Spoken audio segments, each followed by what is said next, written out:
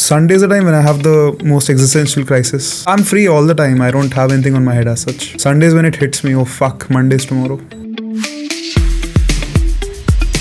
I think there's a lot of information coming your way. At times you don't know what to take, what not. And I think that's a problem with young people. I'm very blessed and happy that I was not on Instagram till I was 23. Wow.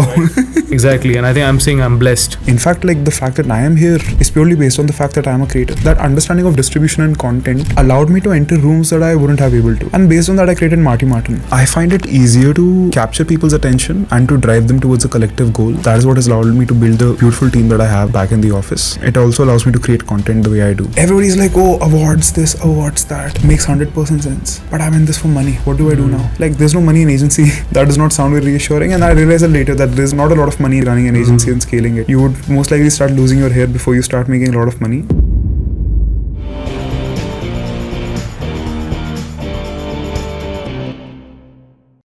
Thanks, man, for coming in on a Sunday. Thank you for having me here. Is Sunday the time when you're most free? Sundays are the time when I have the most existential crisis. So yeah, I mean, I'm free all the time. I don't have anything on my head as such. Right. Sundays when it hits me, oh fuck, Monday's tomorrow. So, dude, like, I think I've met you for the first time, and I remember you being much shorter when I first met you. Okay. It just defines, or it gave me a realization as to how young you really are, right? Okay. How old are you? 22. 22, man, 22, like a baby. Because at 22, I think I just had my first startup at 22 or 21, 22, cusp of that. Yeah, what were you doing? Crazy. I was into sport. I was trying to make a business out of sport. There's no real business model, but I was just trying to host events, which then turned into a business, where I was trying to create sports leagues for schools where they could play on the weekends amongst each other, like a home and away kind of format, like most of the professional leagues are. Yeah. But trying to bring that in like at a grassroots level so that kids get into that professional cycle of sport from a young age. So I was trying to do that. So 21, 22, I was building that company. And that was the first one I ever built. I realized one thing very quickly. If you want to start something, right, don't start it with the social issue at the heart of it. Yeah. Find the social issue later. Yeah, I learned it. Once you build the business, then find the social issue later. 100%. Yeah. I learned it the hard way, which I said I was trying to build. And I don't think I built a great company at that time. It was just more of a project, hobby, whatever you want to call it, but a few people and occasionally running P&L. So occasionally running, just randomly one Saturday. Yeah. Let's do the P&L. Yeah, so revenues were sporadic. Wasn't really a great model there, but yeah, I was doing that. So first 21, 22, I spent doing that. So I can understand like where I was at that time. I didn't get business as much. I get a feeling that you understand far better than I did at 21, 22. At least you're doing things at a much, much higher scale from what I can see. So kudos, dude. Like, keep at it. Sir, I'm just trying to meet the right people and learn from them as well. Perfect. See, that's the thing. And this is continuous, no? Even at 32, I'm still doing the same thing. So it's a continuous process. If you really, really want to like keep pushing yourself as an entrepreneur and trying new things and all of that. I find that word entrepreneur very icky, honestly. Why? I Overused? I feel like it's too rigid. Why? You own a few things, great. You own an asset. That asset makes money. That asset has liabilities. Does that make me an entrepreneur? No. Does it make me want to go to Shark Tank? Definitely not. Okay. It's more like I would consider that I've mostly just sold anything and everything that has come my way. Like if you tell me to sell this mic, I'll find a way to sell it across, right? It just happens that content and distribution lie at the intersection of sales. So that was there. But saying that an entrepreneur is a much, much bigger role of a person who has the leadership skills, who can bring people together. Look at me, I can't do jack shit. But as you're trying to do, right? I'm really good at finding the right people. I'm really, really good at identifying people based on their past and trying to understand from their perspective, empathize with them and see where they would end up. Like I really like taking bets on really young folks and it always more or less works out, like in 9 out of 10 cases. So I'm trying to do the same thing with older people now at this point. People who are much older than me. So you are an entrepreneur? Yeah, sure. You might think of it that your business or your model is relatively new, right? You would say, in the sense of how you're doing what you're doing. Yeah, 100%. This Actually, has never existed before. Yeah, so it's great. I think let's maybe recap and start with the origin story. Okay. So when I first met you, you were new to Bangalore. You just moved. I think your company had got acquired. TAL 64. My entire team got acquired. Yeah, and I remember coming to your first office setup to meet somebody else there. Yeah. Right, and that was the initial bits. So and since then, I think I kept seeing you on LinkedIn. A lot of your posts. Then someone sent me something on Instagram. It was a story of how you moved, I think, and I saw it, and then I went to your profile and I saw like, holy shit, like 100k followers or so. Then I was like, okay, I didn't feel that when I first met you because I think that was more of business context. Yeah. And then when I discovered you on social media, it was very different. And then obviously you moved on and Marty Martin happened. But I'm keen to know what's the side of the origin story that I don't know. So this was in early 2020. This is when COVID had just struck. My geography exam got postponed. No, I know this sounds like very baby talk because it is baby talk. I was like fucking. I was a child. I was a child then. I was in 12th grade. Okay. Right, and my geography board exam got postponed. Where was this? This was in 2020. No. Which part of the country were you at? Faridabad. Okay. I was in DPS Faridabad back then, and 12th board exams were going on. I was out of school and everything. I had started applying for colleges and all that. And then the board exam got postponed. I was like, fuck, man. I can swear, right? Of course. I was like, fuck, man, this sucks. Because geography was one subject I was really good at. Really enjoyed it. Apart from maths, I really enjoyed geography. So I was like an arts kid with maths. Maths because my father forced me to take maths. Otherwise, his other condition was either you take maths with arts or you go to non-med. I'm like, this looks like a good deal to me. So I went for arts with maths and ended up studying that. And I mean, great marks, okayish marks, good marks, I would say, for an average kid. And I had time on my hand. I didn't know what to do. Because college was going to start like 6 months from now. It's like, what do I do for 6 months now? Do I just sit unemployed? Do I just sit doing nothing? I always had this thing where I couldn't sit with nothing on my hands. I was always trying to do something. And that is when I took out my sister's iPad because my sister was studying medical. So she had an iPad. She somehow convinced my father to spend money on an iPad. And we didn't spend money on anything. Like we had like second-hand cars, second-hand phones, second-hand laptops. Everything was second-hand. We didn't have the cash to support it. So back then, somehow she had this iPad. My father had this older laptop from an older job that he had done. And that laptop was there. It was defunct. Like the Windows was corrupt in it. She had the stupid pen drive that would go inside that iPad with the USB-C. Back then, USB-C pen drives were very rare. So took that, downloaded Linux in it. I searched on, because we had this 1 GB data limit on our monthly, data usage from Jio. So I searched online, lightest, OS, and it turns out it was Linux ka some version of it. I was like, cool, great. I'll download that. It was 983 MBs. I downloaded that. Keeping in mind, I have 17 MB left. My sister was going to kill me that day. Because you couldn't just go and purchase more data. It was like I don't know what the process looked like, but definitely wasn't as easy as it is today. This is 4 years ago. So I got that. I put that pen drive into the laptop. I somehow figured out how to kill Windows, and I put Linux in it. And that's how my journey started. I started with learning machine learning because I found it was cool. And machine learning, this was the time when GPT was a thing, but GPT-2 was just about to be launched. There was no ChatGPT back then. There was no GPT-3, there was no GPT-4, nothing was there. There was only GPT because the architecture of ML models was fairly basic back then. Vision transformers is another architecture that was very recently discovered through the same means chat engines work and all those transformers work, right? Scientists went and they took transformers and they used it to do image analysis. It was very fascinating for me. And I found a lot of pride in trying to learn machine learning because my father said that you would never be an engineer, and that is my biggest disappointment of my life. I took that personally. I went and I learned machine learning. I applied for a bunch of internships. And all this time I tried creating content on LinkedIn simultaneously, telling people this is what I do, this is what I do. I was learning machine learning. My heart wasn't into it. It was more like, hey, look at me, fuck you, I can do this. At the same time, my heart was in content where I was posting 6 times a day on LinkedIn, figuring out what piece of content is getting, let's say, more than 5 likes. So I was doing that stupid thing. It was a proper 0 to 1 journey in content. A year I worked into machine learning. I worked with companies, AI Crowd, Quill, Miracle.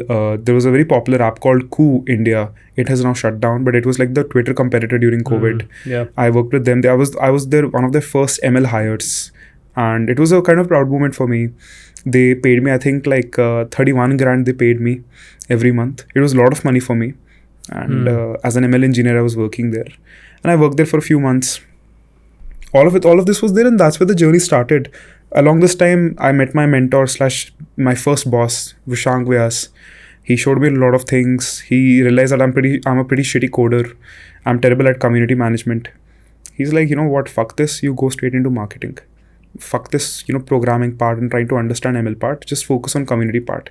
Because I was doing both things. I was trying to manage how to acquire more users, but at the same time, doing some stuff with the users at the same time, right? Creating content. He was like, just focus on community management and scale. Sure. AI Crowd was a company that, well, slightly complicated, but for an ML person, they would understand when I say that we used to crowdsource AI problems from Stanford, Google, Uber, to other places, to like a variety of people, like 120 people, and tell them, if you do this right, if you get the loss to come to somewhat like 0.093, something like that, loss ka formula was there. If you reduce the loss of this ML model, which is like the error the model was making, to this number, we'll give you $10,000. My goal was to acquire users, so I used to go on Reddit. I used to write these long posts about how, this AI Crowds challenge saved my life, how this AI Crowds challenge was the reason that I still have a roof on my head because I was able to do this. Here's my answer to how I solved this problem. Of course, I copy-pasted shit. And I was able to kind of like, there's a word for it. Firki le raha tha main logon ki wahan pe baith ke. Acquired user, I was like, oh, marketing I like. So eventually I got into that. I left AI Crowd as well. I got fired actually from AI Crowd because I had nothing on my plate to do as such. I was just roaming around as an intern. I used to go on the retreats. Every 6 months they used to take me somewhere. Like this the was entire 2020? team. Yeah, this is 2020. Right, this is 2020, 2021. I used to go somewhere. In 2021, I was in college. I wasn't going to college. It was COVID time still. And this was when I realized that someone in my DMs came on LinkedIn and asked me like, hey, Vyom, would you like to, you have this huge community of people. I'm like, yeah. Can you help me hire from them on LinkedIn? I'm like, acha, what is in for me? I'll pay you that person's 1 month salary. You can get paid for this shit. Yeah. That's what recruiters do. I go, fuck, this is insane. So I went. So it was more like, I know content. I can leverage distribution and content to get other things done and make money, right? And that is when I started a hiring agency. Now, this is when things get serious, where I registered the company as Spicy Ventures Private Limited. I remember there was a program called Razorpay Rise. They registered my company for free. I was like, great, I have a private limited now. I'm a founder now. So I used that swag, went on LinkedIn. I was still writing on LinkedIn. And I realized that I have distribution. I know how to gather people around a problem and I can, rally them around the problem. So the problem I chose this time, of course, I realized the business model first. If I place someone really good talent into a company, they will pay me their 1 month salary. Now, I need companies, which is clients. I also need talent. How do I get both? Through LinkedIn. I went and I posted, no salary should be less than 6 LP in marketing. Less than 6 LP, oh, this is terrible. Shouldn't happen. No, interns should not be paid less than 10,000 rupees. Who is doing that? Started mass hiring interns and pushing them there. Mass hiring marketing people and pushing them there. That was like, I placed people for up to like, they were making about 80,000, 1 lakh per month in hand salary. And I was making that money from their 1 month salary. I wasn't charging the folks who I placed anything, but I was charging the companies. Great business model. Terrible idea to execute when you're 20 because there are better things in life to do. And it was just frustrating to run it. It was just time consuming and tiring. So eventually at its peak, I had like 7,000 members in my Discord who were into marketing and stuff, who into crypto, marketing and all these things. And I kind of shut it down because I was like, nah, this is not my thing. And that is when I think I started my first agency, which was Chad. This is when we started doing personal branding. We did personal branding for anywhere from like founders, small companies, big companies, to celebrities, to, that we had Toshin Tamhane. Toshin Tamhane is the youngest global senior partner of McKinsey. We worked with him. We worked with the MDs of public companies, and purely because everybody just knew everybody, right? It was a very tiny circle of high achieving people in India who just did entrepreneurial shit back then. This is 2022. And they just talked to each other. This is July 2022. I was like, okay, great. And got clients, man, made more money than I could count. I didn't even pay tax on it. I was just fucking cashing it. Wasn't charging TDS, nothing. It was just there. Of course, I paid the fine later and all that. But I had nothing. I was just taking my personal account. I was enjoying life. I was like, fuck this. I was like going out there. Now, I'm not a party person, but I like spending on books. I was buying all hardcovers I could find online. I was, buying fancy monitors for myself, doing all those things. I bought myself a Mac and whatnot. And I realized this is again boring. It's too easy to crack. Like posting on LinkedIn and getting likes are fucking easy, man. Any child can do this, right? It was just that marketer, that marketer crescendo was starting off. That journey was just starting off, and it was like pulling crazy. And that's when I met my co-founder Banjan. And I still remember sitting on that table in WeWork where he asked me, would you like to join us in what capacity? We were discussing share swap in some extent. I didn't understand equity. I never understood equity. Nothing I understood. I was young. I didn't understand jack shit. I understood how to take a service and make money out of it. That's what I really understood. And I met Manjan. I still remember telling him, are you stupid, when he told me that he wants me to be his co-founder, he wants to acquire my company. I was like, are you stupid? Now I could either put 30-40 lakhs in his company as he was raising around a few crores, or I could just let him take over my business and I will sit with him and learn from him. That's what I did for a year. We invested in about half a dozen startups, more or less, give or take. Invested checks between 5 to 15 lakhs we invested in these companies. And then eventually, I realized, again, not for me. But every time I spent time on something, I took at least an entire year I spent in it. I understood the industry inside out, be it personal branding, be it machine learning, be it just running an agency as a whole. And I think last September is when I left that agency, Tal 64. It wasn't an agency. It was more like investments plus agency. I left that in September. Started current agency in December, and all this while everything was powered by a simple idea. I can gather people around me, I can make them rally around me towards whatever cause I want to, because I care about it, so they will care about it. And that was it. That's how Marty Martin started off. Sound like a politician. I like propaganda. I enjoy propaganda a lot. Right. So you go and start Marty Martin because it was more closer to you for you as a creator, and you identified with that, or something else? See, I did LinkedIn. I did personal branding on LinkedIn in the first agency I started, purely because I knew what I was doing and people also saw my work. I never called it personal branding. I always called it storytelling and narrative-led storytelling for founders. Of course, if I said personal branding, I know that my prices were going to go down from 60,000 per client per month to 15,000. If I just use the word personal branding.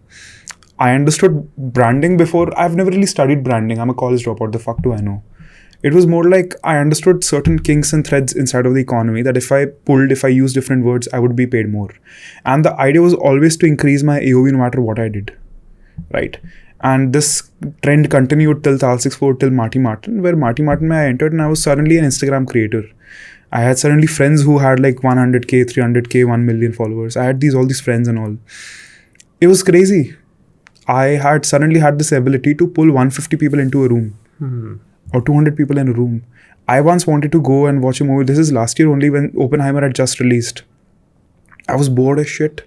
I was unemployed. What do? I was like, Oppenheimer is in cinema. Okay. What if I do a meetup and I get these 200 people to show up to the theater? I did. 133 people showed up to that event.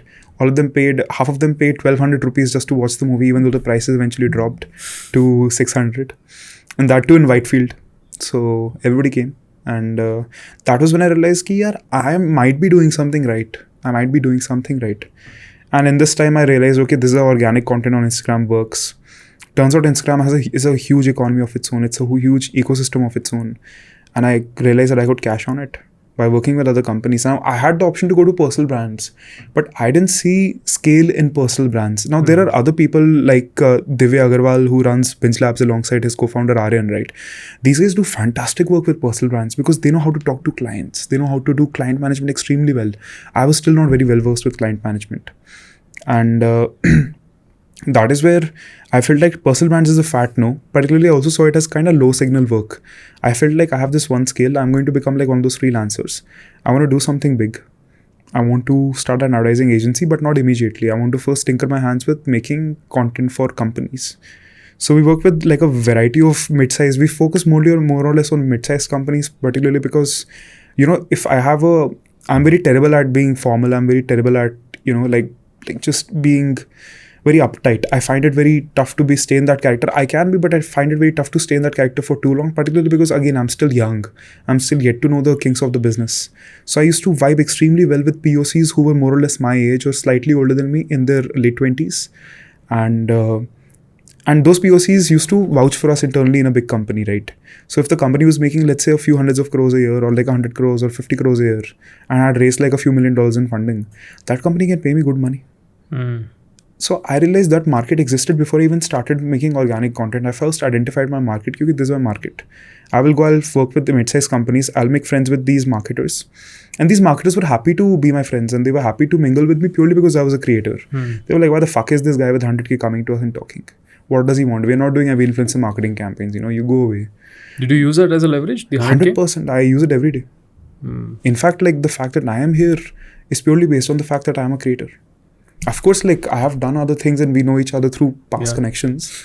But that creator thing essentially changed my life. Like that understanding of distribution, right? Distribution and content allowed me to enter rooms that I wouldn't have able to.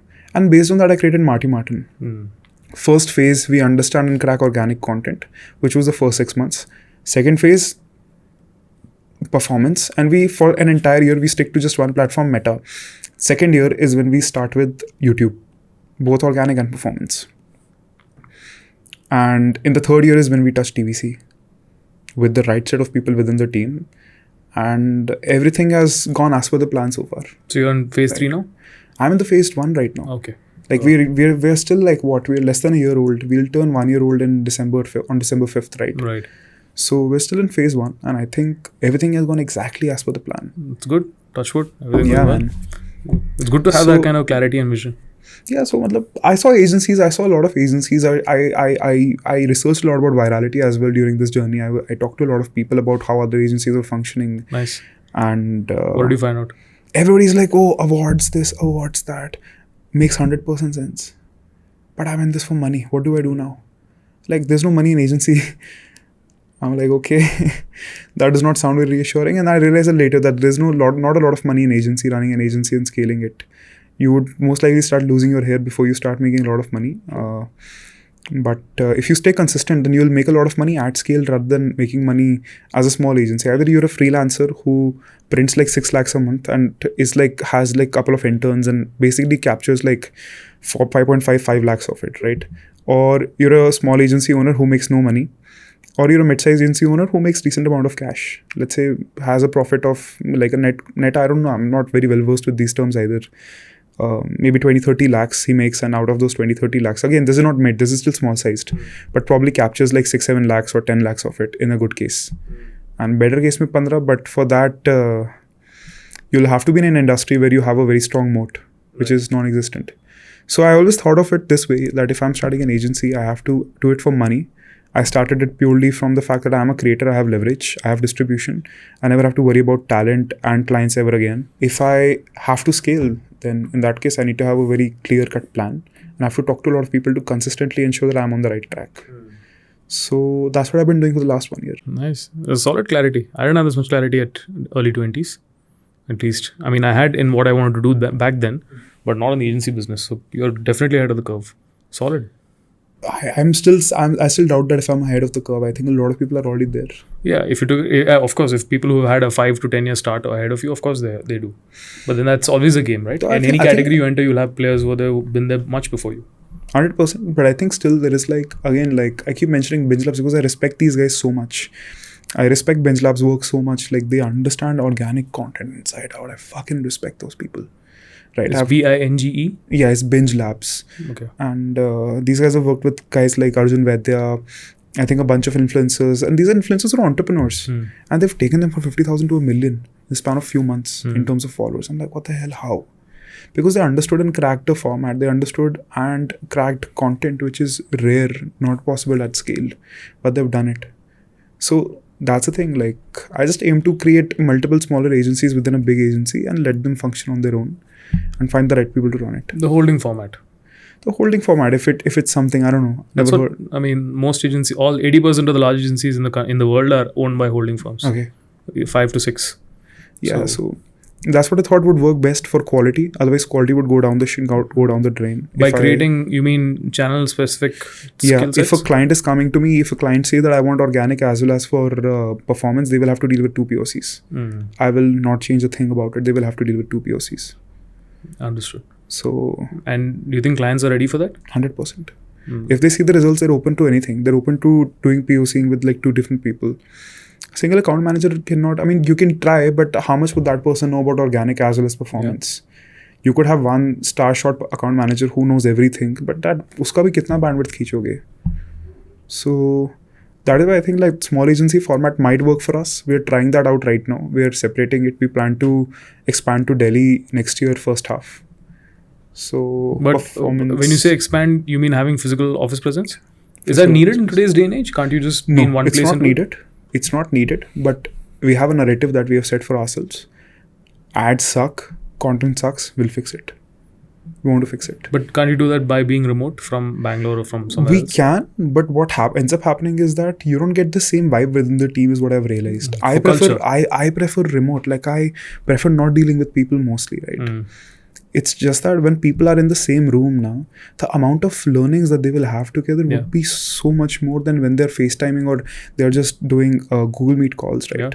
It's a lot, like the learning curve is a lot more, and we need that shorter learning curve purely because we have young people with us. If we had elder people who kind of just understood shit, right? Or people who are experienced, then it would not be such an issue. But if we hired those people who have a lot of experience, we'd be cutting into our already fledgling margins as an agency. And if we cut into those margins, we'll definitely get stability. But instead of trying to go from 0 to 1 to 1 to 10, right, we'd be happy at 2. We'd just get happy at 2, and that's not something I want. Yeah, makes sense. So that is why like offline is there. It's kind of a headache. You have to pay rent, you have to pay maintenance, you have to pay electricity, you have to pay like the helpers, you have to pay for like a bunch of things. So but it's worth it. 100%, I agree with you. In fact, you took a lot of my words out. I resonate with whatever you said, because I feel it's a people business. So people have to get along, and it has to have a sense of camaraderie and culture which sort of crossbreeds into each other. So because anyone in the agency, like brands prefer hiring from agencies from a reason. They prefer hiring from agency purely because the fact that they're going to, like a person who's handling, like let's say 3 clients is now going to handle just one company. Definitely the person is going to have greater output. Yeah. My team can switch to brands anytime. But does it also, do you think, helps those set people continue growing at the same rate? The moment you move to brand, growth is stunted, no? Yeah. The growth is, what are you going to do? You're going to sell beverages. You're going to sell a can of beer. Yeah, 100%. Sure, definitely you'll have learnings because senior people would be above you, and then that you have senior people here.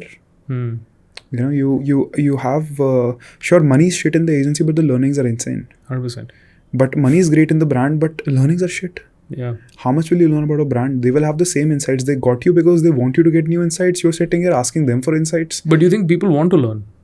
It depends from person to person, no? But majority of them? No, definitely not. Hence the brand side works, right? Yeah, that's what the brands. And that inefficiency gives agencies more business. There is a reason why we have brand managers as POCs. Otherwise, brand managers could pull it off themselves. Yeah, 100%. I agree. Why aren't they building their own teams? Why aren't they hiring videographers? Why aren't they hiring creative copywriters? Do you think? But there's a good point to ask you this. Today's day and age, the way the market is and the way platforms are, it's a lot more fragmented than it was when I started out, right? So I can see the difference. Would you, in that scenario, if you were starting a company today, would you hire in-house creative and marketing team? 100%. I would never go for an agency. Is that because that's your core? But of course, that's because I understand content. Right. But say some of the other people that you worked with from the brand side, you know, their DNA is, like you said, they are focused on building the best beverage product or the best edtech product. So they don't want to focus on something like this, right? Hence, they would outsource and get a team in place. The reason people outsource is particularly like what I've seen very often is the fact that they just want to give their friends business. Really? Yeah, I've seen that a lot. No. I've seen that a lot. Like they might be choosing somebody that they trust and who they know. Yeah. So does that happen to you a lot? Yeah, it's still happening to me every day. In what sense? In like, I have a friend that I met like 3 years ago. I vibe with him. We hung out like twice maybe.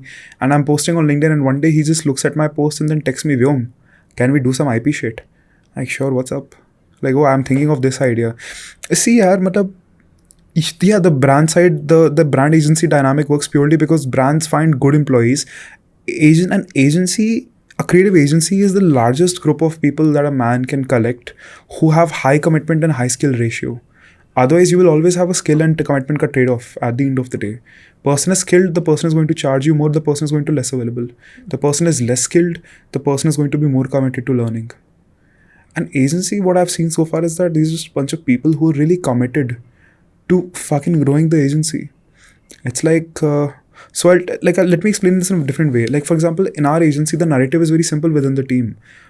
We are working our asses off on a Saturday night purely because we made a decision. We made the decision that I could have gone to Shebang or to Dentsu or to Publicis or a million other agencies, but I chose to come here because I would much rather be a big fish in a small pond rather than being a small fish in a big sea. I would like to create direct impact. We've hired people from Boat, and you wouldn't believe it how funny it was. They came here. This is a creator we have in-house, right? He came purely because he was annoyed of the fact that every time he created a real idea that went through fucking 12 people it went through. After that, if it got accepted, it got accepted. The script goes through. When the reel does not work, these guys don't do KT. These guys don't do like, why did it not work? They don't do the problem solution thing. They don't do that shit. They just ask themselves a simple question. Shouldn't we just boost it? Shouldn't we just put some ad money behind it so that we look good in front of our B2C audience? He was frustrated and he came here. He's happily managing 4 brands. That's the old school mindset, right? The days that I've come from. Early days of social media, algorithms would change every 2 years. Yeah. And then your organic reach would fluctuate. I remember the first time they cut it to 90. And they would Facebook would release much like how Mark Zuckerberg puts out posts today, Facebook used to release them. Every now and then on Facebook. On your wall it would come default and they would say that we're doing this new thing, your reach might be affected. So from 2014, I think they've consistently done this to bring down reach. And that's one of the reasons why we sort of picked up paid media, because paid media helped you to get past that problem, right? And that became the habit as a whole in the entire market. Because initially all content was organic, by the way. And there were a few people like us who realized that if you put money behind it, even organic starts doing even better. It's like steroids, right? So we started to push the agenda.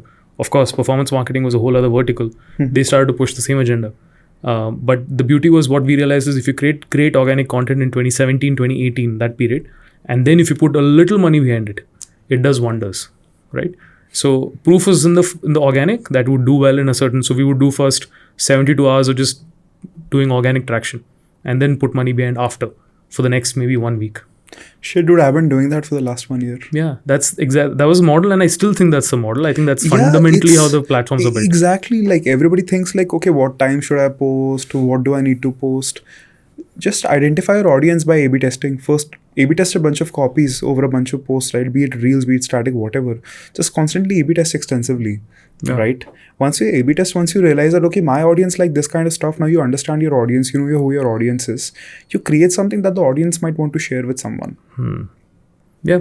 And then you post it. So the what happened is after a while, I think from the beginning, the people who create the organic content and people who boost or promote are two different people, right? In most organizations and most structures, typically, again, like you said, due to inefficiency, due to bad practice, whatever, those people don't always see eye to eye. Also, they're from different departments, right? So they don't spend time together. They just transact on this particular task, which is, oh, you made great content or you made content, I'll boost it. I'll run ads on it. Yeah. Sometimes like they've already decided how much to boost, when to boost, how to boost, because media plans need to be submitted for approval much in advance. Right? Content plans are made, but to be very honest, a real creative can only be judged when it's made and it's out there for you to see. Right? So oftentimes there's some mismatch, but because everything is pre-approved, and we used to say this, right? We sell futures actually. All creative services and agencies are sold on futures. So you already billed it to the client even before you started work. So it's sold. So as a function of which, there's often not enough correlation between the creative and the media. And that problem has forever existed, not just now. Even 60 years back when they were buying radio slots and then giving the brief to somebody to write a jingle, right? I think the tat of that problem has now become a lot more quicker. Yeah, 100%. It's like when you run a performance creative and then you end up realizing the client spent 2.5 lakhs on something. Out of the 2.5 lakhs, let's say we created about 8 creatives, right? 30,000 per creative. Only one creative worked. The client is going to go bonkers. You're like, why is this not working? And then we end up realizing that, wait a second. it was never supposed to be one shot. It was always supposed to be like something you do over 3 months until you figure out.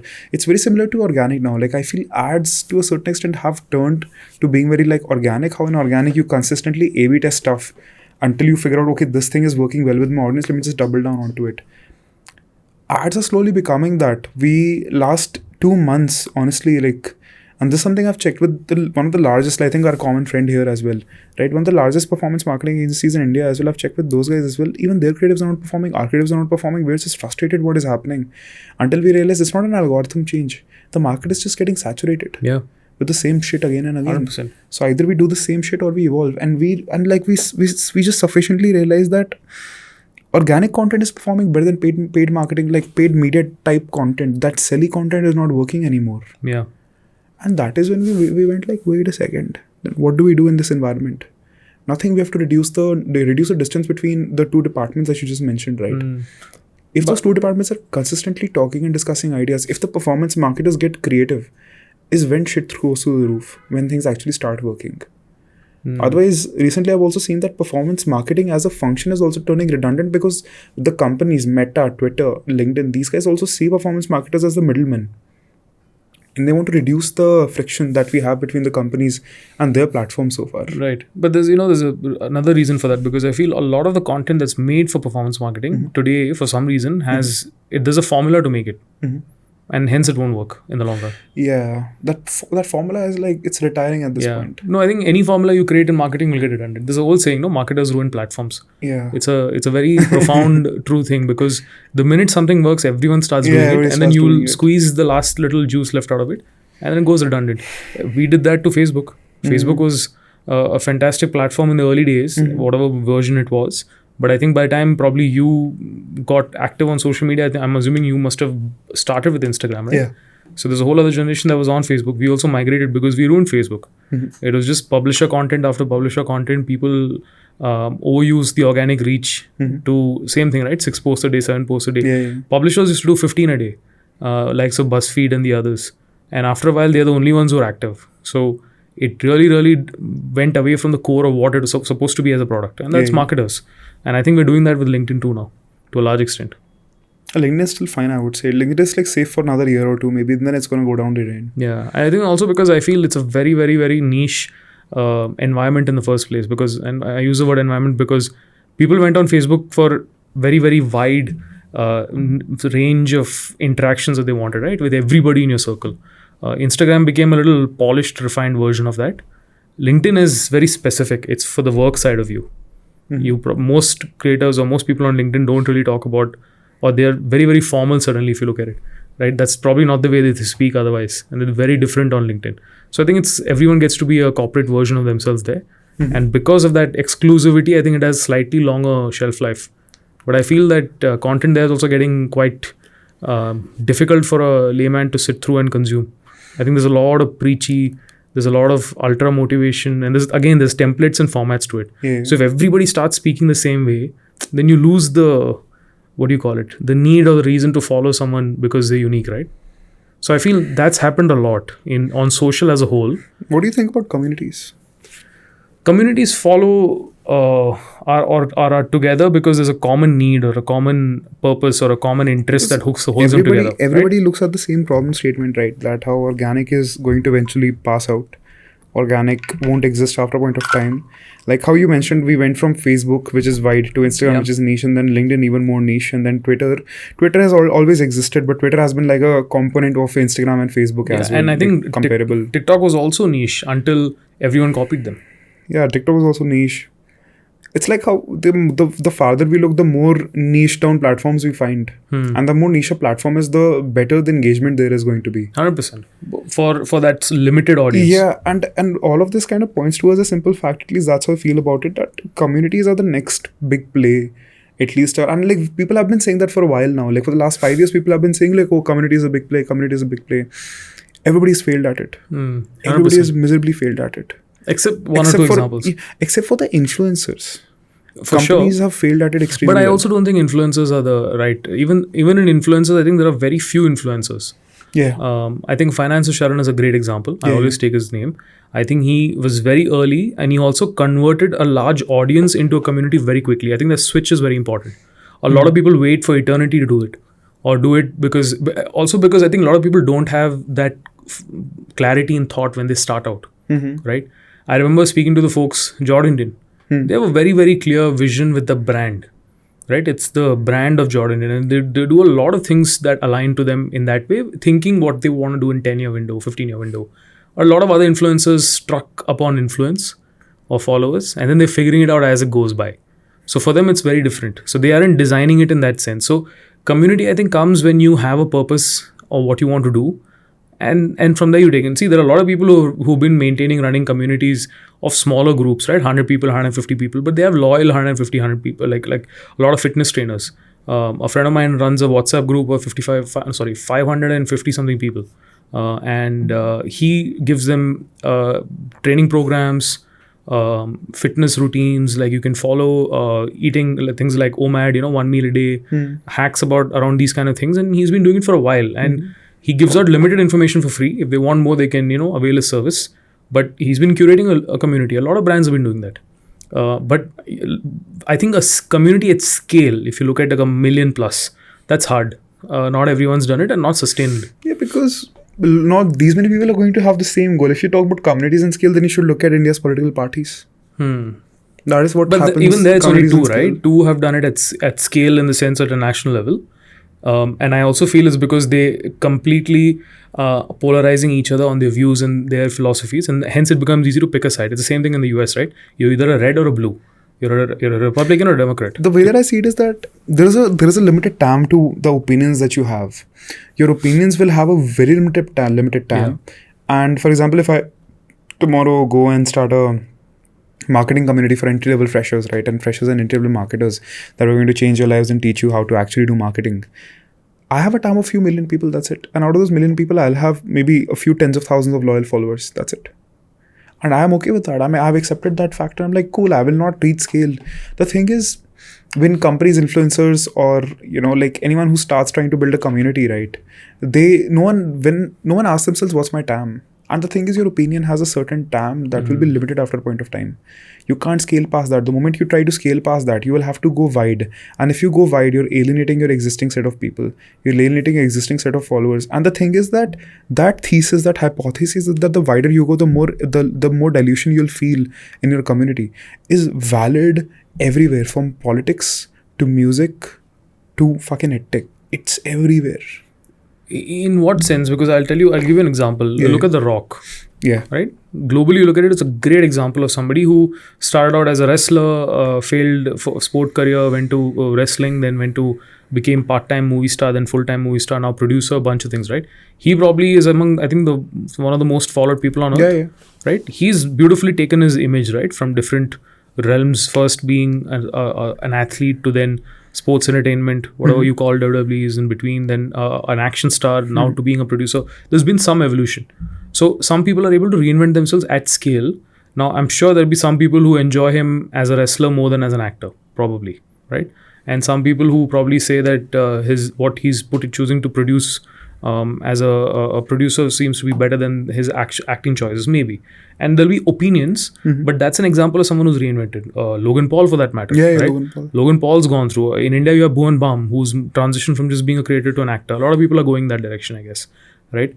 So there are examples of people who have sort of done that and evolved with the community, and maybe were one of them at one point and then became big. And that's natural, right? But not everybody will do it. Probably 10 in 100 might get that kind of success. But if you don't do it, then you will die as irrelevant. 100%. A lot of creators, if you look at them 5 years ago, 4 years ago, growth from their followers, for example, roughly base metric, if you want to look at it, is maybe 100K from where they were.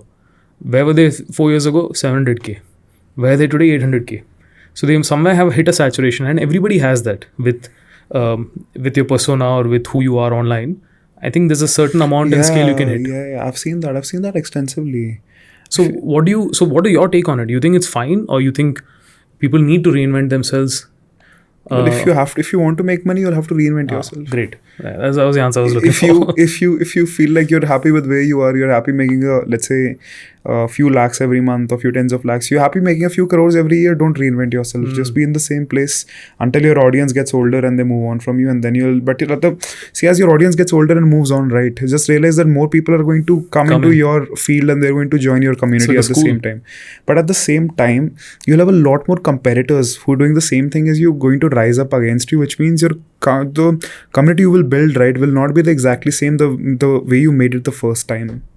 That's how, like, for example, my niche was motivation, right? I saw a lot of motivational creators. But there are a lot of people out there doing motivation, right? Yeah, a lot of people are doing that. But my play was never motivation. My play was never, you should do this in your life, you should do that in your life. My play was always like, look at my life. This is my life. You owe me nothing. I owe you nothing. Please follow me if you want to. I don't really care. I am here. I'm in front of you. I have these opinions and thoughts. It's fine if you want to follow me. This is a personal brand. This is not your creator, actual, like your tiny creator page. It's not your creator page. It's a personal brand. Treat it as it is. And I did it that way because I wanted to wait until I was sure about something. I waited until one day I know that I'll be sure about that I want to take this direction. For me, the direction has been marketing and advertising. Not because I see money there, but also because I see a lot of impact here. I know I can sell good products. I know I can build an agency tomorrow that only sells products which is health conscious, right? And if I'm able to build a sales and marketing machine the way that I envisioned, right, then I can create my own company tomorrow. If you're good at something, don't do it for free. If you're darn good at it, do it for yourself, no? So is that the long-term plan to just now first create every agency has that long-term plan. It barely ever leads to reality, you know. You think so? Yeah, 100%. Every agency has the same trajectory in 2024. They were like, oh, we're good at this, so we will do this. The founder is good at this. Founder comes and teaches a bunch of interns turn full-time. Or the founder hires a bunch of folks from his last company who are good at the same thing. Now these guys they build an agency, they get like 10 clients, 20 clients, 15 clients, 50 clients. Now they're going to get a MRR. They're going to they're going to do their P&L and everything. They're running an agency now. Tomorrow the founder is going to get up, be like, I would like to, pardon my French, I would like to, delete myself. And because this is too much work, this is too much stress, I can't do it anymore. The founder would be like, what do I do? He goes, talks to his mentors, talks to his people he gives a shit about. Founders bowling, hey, do a product to school, raise money. They will raise money, they will try to do a product will fail, the founder will get a job. That's the whole trajectory that I've seen. You mean for people of your age who are starting agencies today? No, I'm saying I feel millennials have a lot more patience. Gen Z has negligible patience to see results, right? So I would say people in their late 20s who run an agency, I've seen the same pattern with at least like half a dozen people, man. But a lot of them, that's because the agency business is stressful. It's tough. It's tough. It's a lot of people. So, but that's the beauty, right? You have to learn how to manage it. I've been there myself, but I see myself doing this for another 10 years now because I've overcome that barrier of learning to get through the threshold and learning to reinvent yourself to manage more of that. Whatever we call stress or problem is just things you haven't learned to deal with. So the minute you learn to deal with it, then it becomes easy. I think a lot of people end up not realizing how most of anything that is not a job, most of it, if it's not a job, if it's more like something you own, right, it's a long-term play. It's going to take years to come to fruition. It's not going to be 6 months, do this, 6 months, do that. You can try to estimate. For example, when I told people about this 3-year thing, right, they were like, why aren't you getting into YouTube tomorrow? You could get into that. I have companies reaching out, I have fintech brands reaching out to me, telling me, yeah, Vyom, let's do this IP. We want to do it together. I'm like, no, I can't. I don't do YouTube. Like, why you don't do YouTube? We're paying you money. I don't want to. I don't know how it works. I would much rather build my own profile. I would much rather, build my own profile and reach my own brand, make my own brand go 100K. Then I would start YouTube finally for another brand. Purely because I would like to understand the kinks in it, and I don't want to waste time trying to take someone else's money and fuck it up. Right? So this is interesting, right? It takes time. So what you said right now is very sensible, which is you want to be very sure of what you're offering before you offer it out and put your reputation at stake.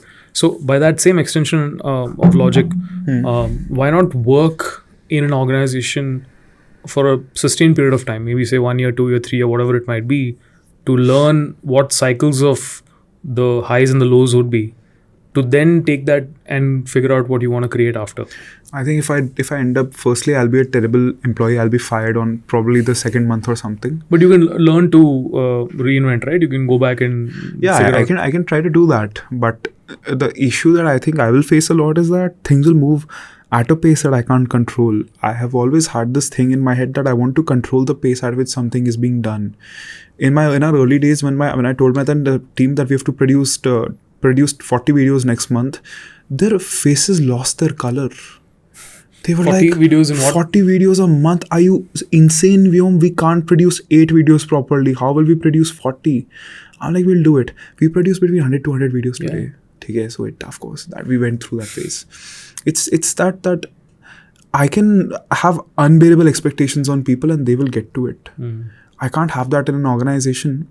It's not about hierarchies. It's not about, I could be the goddamn, VP of something. I could still not have that grip purely because I'm not controlling who's within my team.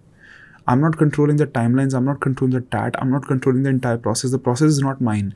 Purely from the fact that if it's not first principle thought through, right? If the system was not created through first principle thinking, I will severely doubt it. Because I feel like I will be able to poke holes in it. I'll be able to figure out some way around something. जुगाड़ होता है यार. बड़ी companies में जुगाड़ नहीं चलता है. Right? But definitely there are some non-negotiables which you cannot find out through first principle thinking. The fact that you can't just push an employee to be a manager tomorrow. It will take time. I had a huge learning curve doing that. Some things are non-negotiable, but a lot of variables within a large organization as an employee that you would try to learn, I'd always feel that I can do this better, but I wouldn't have the opportunity to.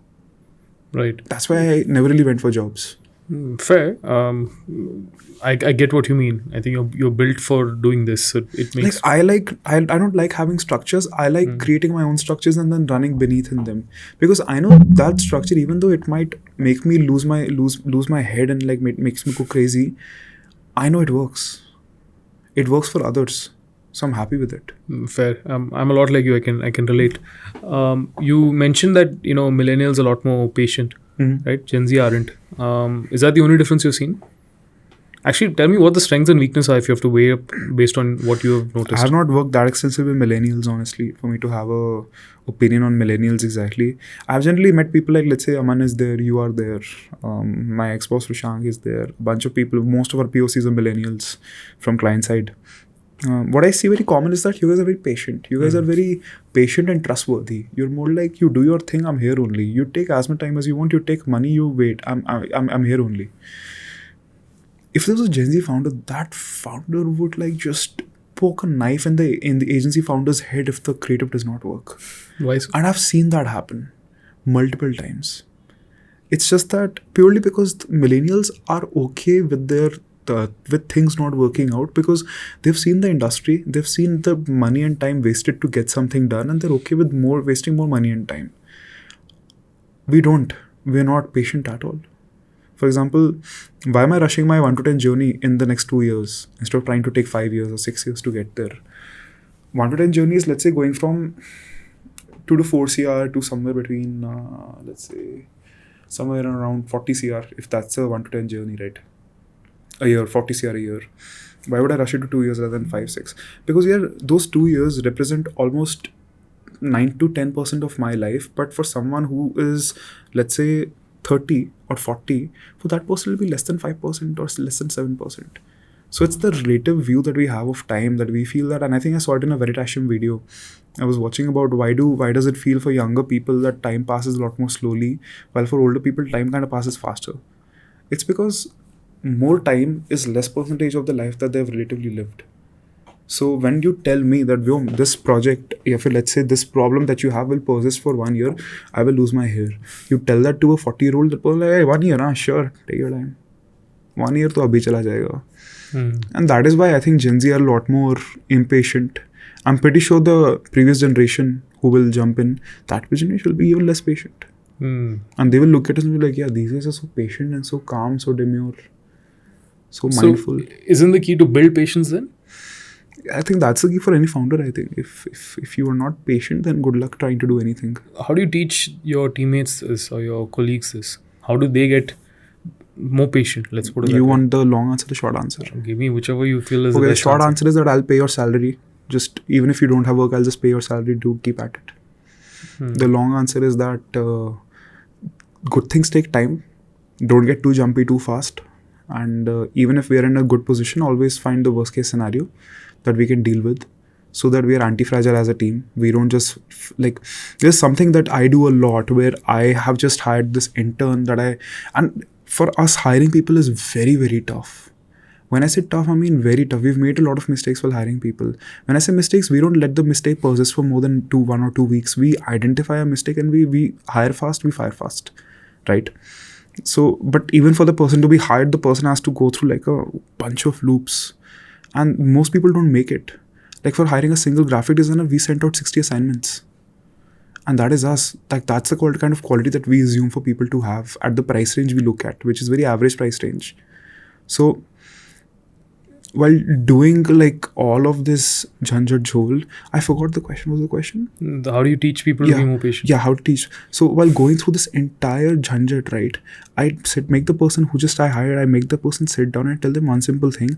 Ma'am, if you feel burnt out in your first month, if you feel that things are going slow, if you feel that you don't feel okay, I need you to come to my cabin, close the door, look at my face and tell me, Vyom, this is urgent, it can't wait, and I will leave everything to sit and listen to you. Because we've created a culture which is a lot more democratic to a certain extent, where it's like, if a person is not working out for the team will not gossip. The team will just decide one day to have a meeting and they will like, this person, too slow, won't work at the team space. Nah, we don't like him. It's like, how a council executes its members. Like, this member is not worth it.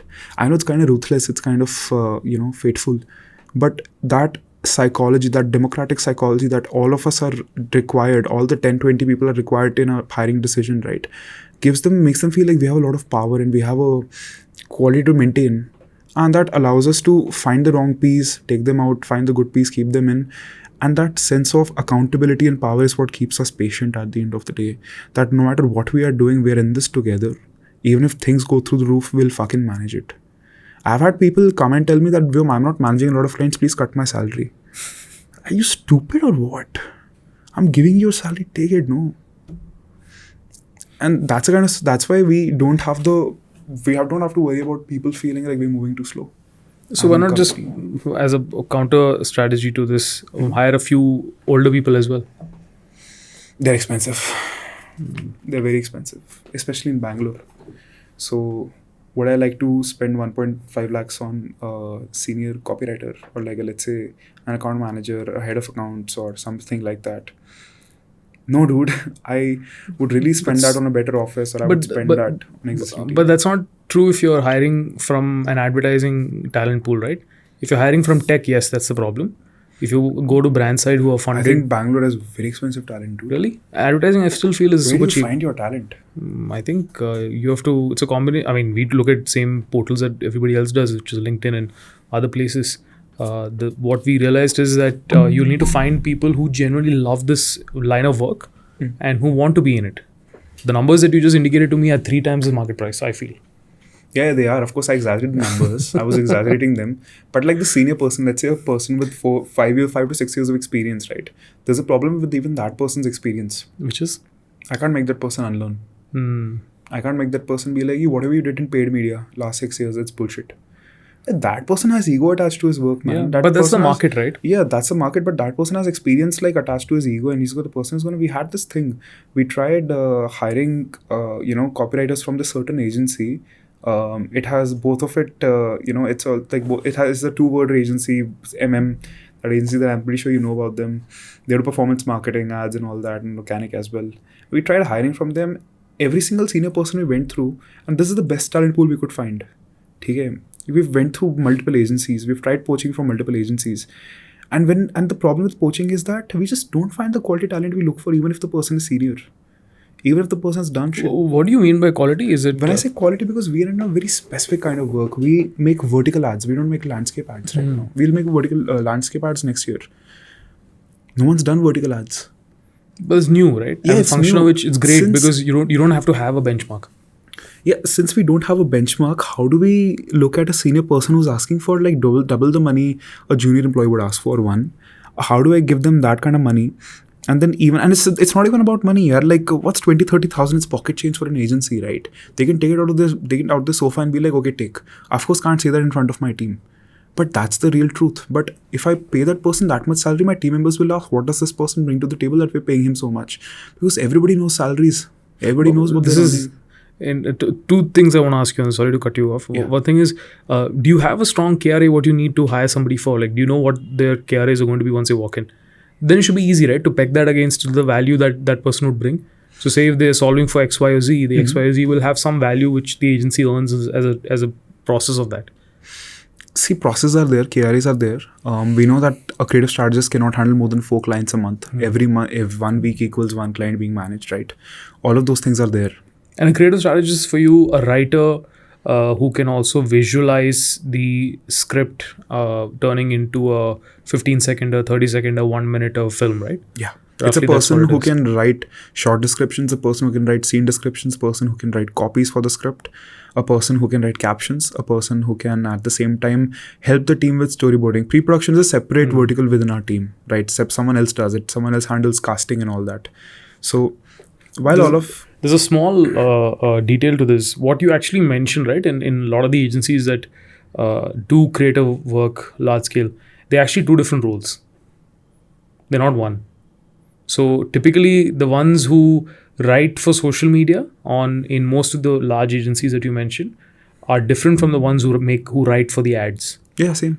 Right, so it's actually a market phenomena that due to the way digital platforms are today, we are forced to sort of squish in 2-3 skill sets together in order to make things work, because the demand is fast content. I have a very stupid idea towards how to deal with this. Which is, like, let's say tomorrow OTT platforms come to write ads on them, right? Because Google one day decides that Netflix goes to Google and be like, yeah, you know what? If I have a free tire, you can run ads on me using your network. So now we have to make ads that will run on Netflix. The audience is very, very different. To deal with this scenario, what I do is that I'm okay with clients coming to us to do a certain thing that we haven't done before. I'm completely fine with that, and the clients are comfortable with that, right? So we're confident that we can figure a way to get results. Now the person, like as I told you, like we divide the existing agency into 2 different parts, and it's mainly decided by who's writing for what. If there's a copywriter organic, right, that goes to this sector of the agency. If it's like for an ad, it goes to the other sector of the agency, right? That distinction is there. But tomorrow if a client comes to me and goes like, this is what we want to do, it's in paid media, understood, paid media will go there. In paid media, we need something for this platform. Okay, who in the creative strategy team has dealt with this kind of an audience before? It goes to that person. And that person, even if the person fucks it up, we will have learnings. And we never like go after the person and be like, what did you do? How dare you do this? This is so stupid. Why would you write this? I approved it, man. How can I go to that person and shout at them? But I would tell that person, what did you learn from this fuck up? And they were like, I learned this. Like, great. Just don't leave the agency tomorrow and we'll be okay. And I think that allows for a lot of room to kind of fuck around and tell the people, like, it's okay. You can fuck it up. Completely okay. Reputation risk and all that, fine. There are plenty of companies to work with at the end of the day. No matter how much you banter about reputation. Plenty of companies to work with. If not, tomorrow some VC is going to come, fund a new bunch of companies. We get to work with them. But zeroing down to the original question that you asked, right? How do we tell the people to stay patient and sane? It's by a bunch of these stupid tactics that if a fuck up happens, it's fine, bro. Learning, we had a client, we were but that could unable also to create complacency, no? That No, it it's does not. knowing that No, I can. it does not. The person realizes that we are being merciful. There's a very big difference in being allowing for mistakes to happen and being merciful. But at scale, you'll have this problem because today I'm assuming you know these 20 people. 100%. So you At select scale, this won't work. Because you select personalities today who have great integrity and who are committed to the task. So as a function of which you probably are getting people who are sort of able to understand what your feedbacks are or what you're allowing them to do. And as a function, they are sort of more dedicated, committed, and they try to get better versions of themselves. But at scale, when you have even 40 people, you probably wouldn't know all 40 the way you know 20 today. I would like to create systems that allows me to identify that, honestly. That is something new that I would want to try, because I know that the system of ours of identifying who to assign what work to, we don't just randomly spray it, right? We identify. For example, a client came to us, second-hand two-wheeler bikes. Okay, it was Beepcut, the company's name. And Beepcut told us we have to crack organic. Our current problem statement is all reels are stuck at 10,000 views. Now, we were like just dumbfounded, and they came to us with a very specific request. Now, clients will come to you with a very specific request of what they want, but what they want is not generally going to lead to results. We did everything. We did funny reels. We did storytelling was what they came for. We did storytelling. We did everything. Nothing worked. Until one day we just went like, you know what? After a month, we're going to get fired. They only told us. They're like, if you don't do this right, you're going to get fired next month. I'm like, okay. We went. We made a guy wear a lungi. Their core audience was Bangalore and Chennai. Made a guy wear a lungi. Made a guy wear that tilakan thing.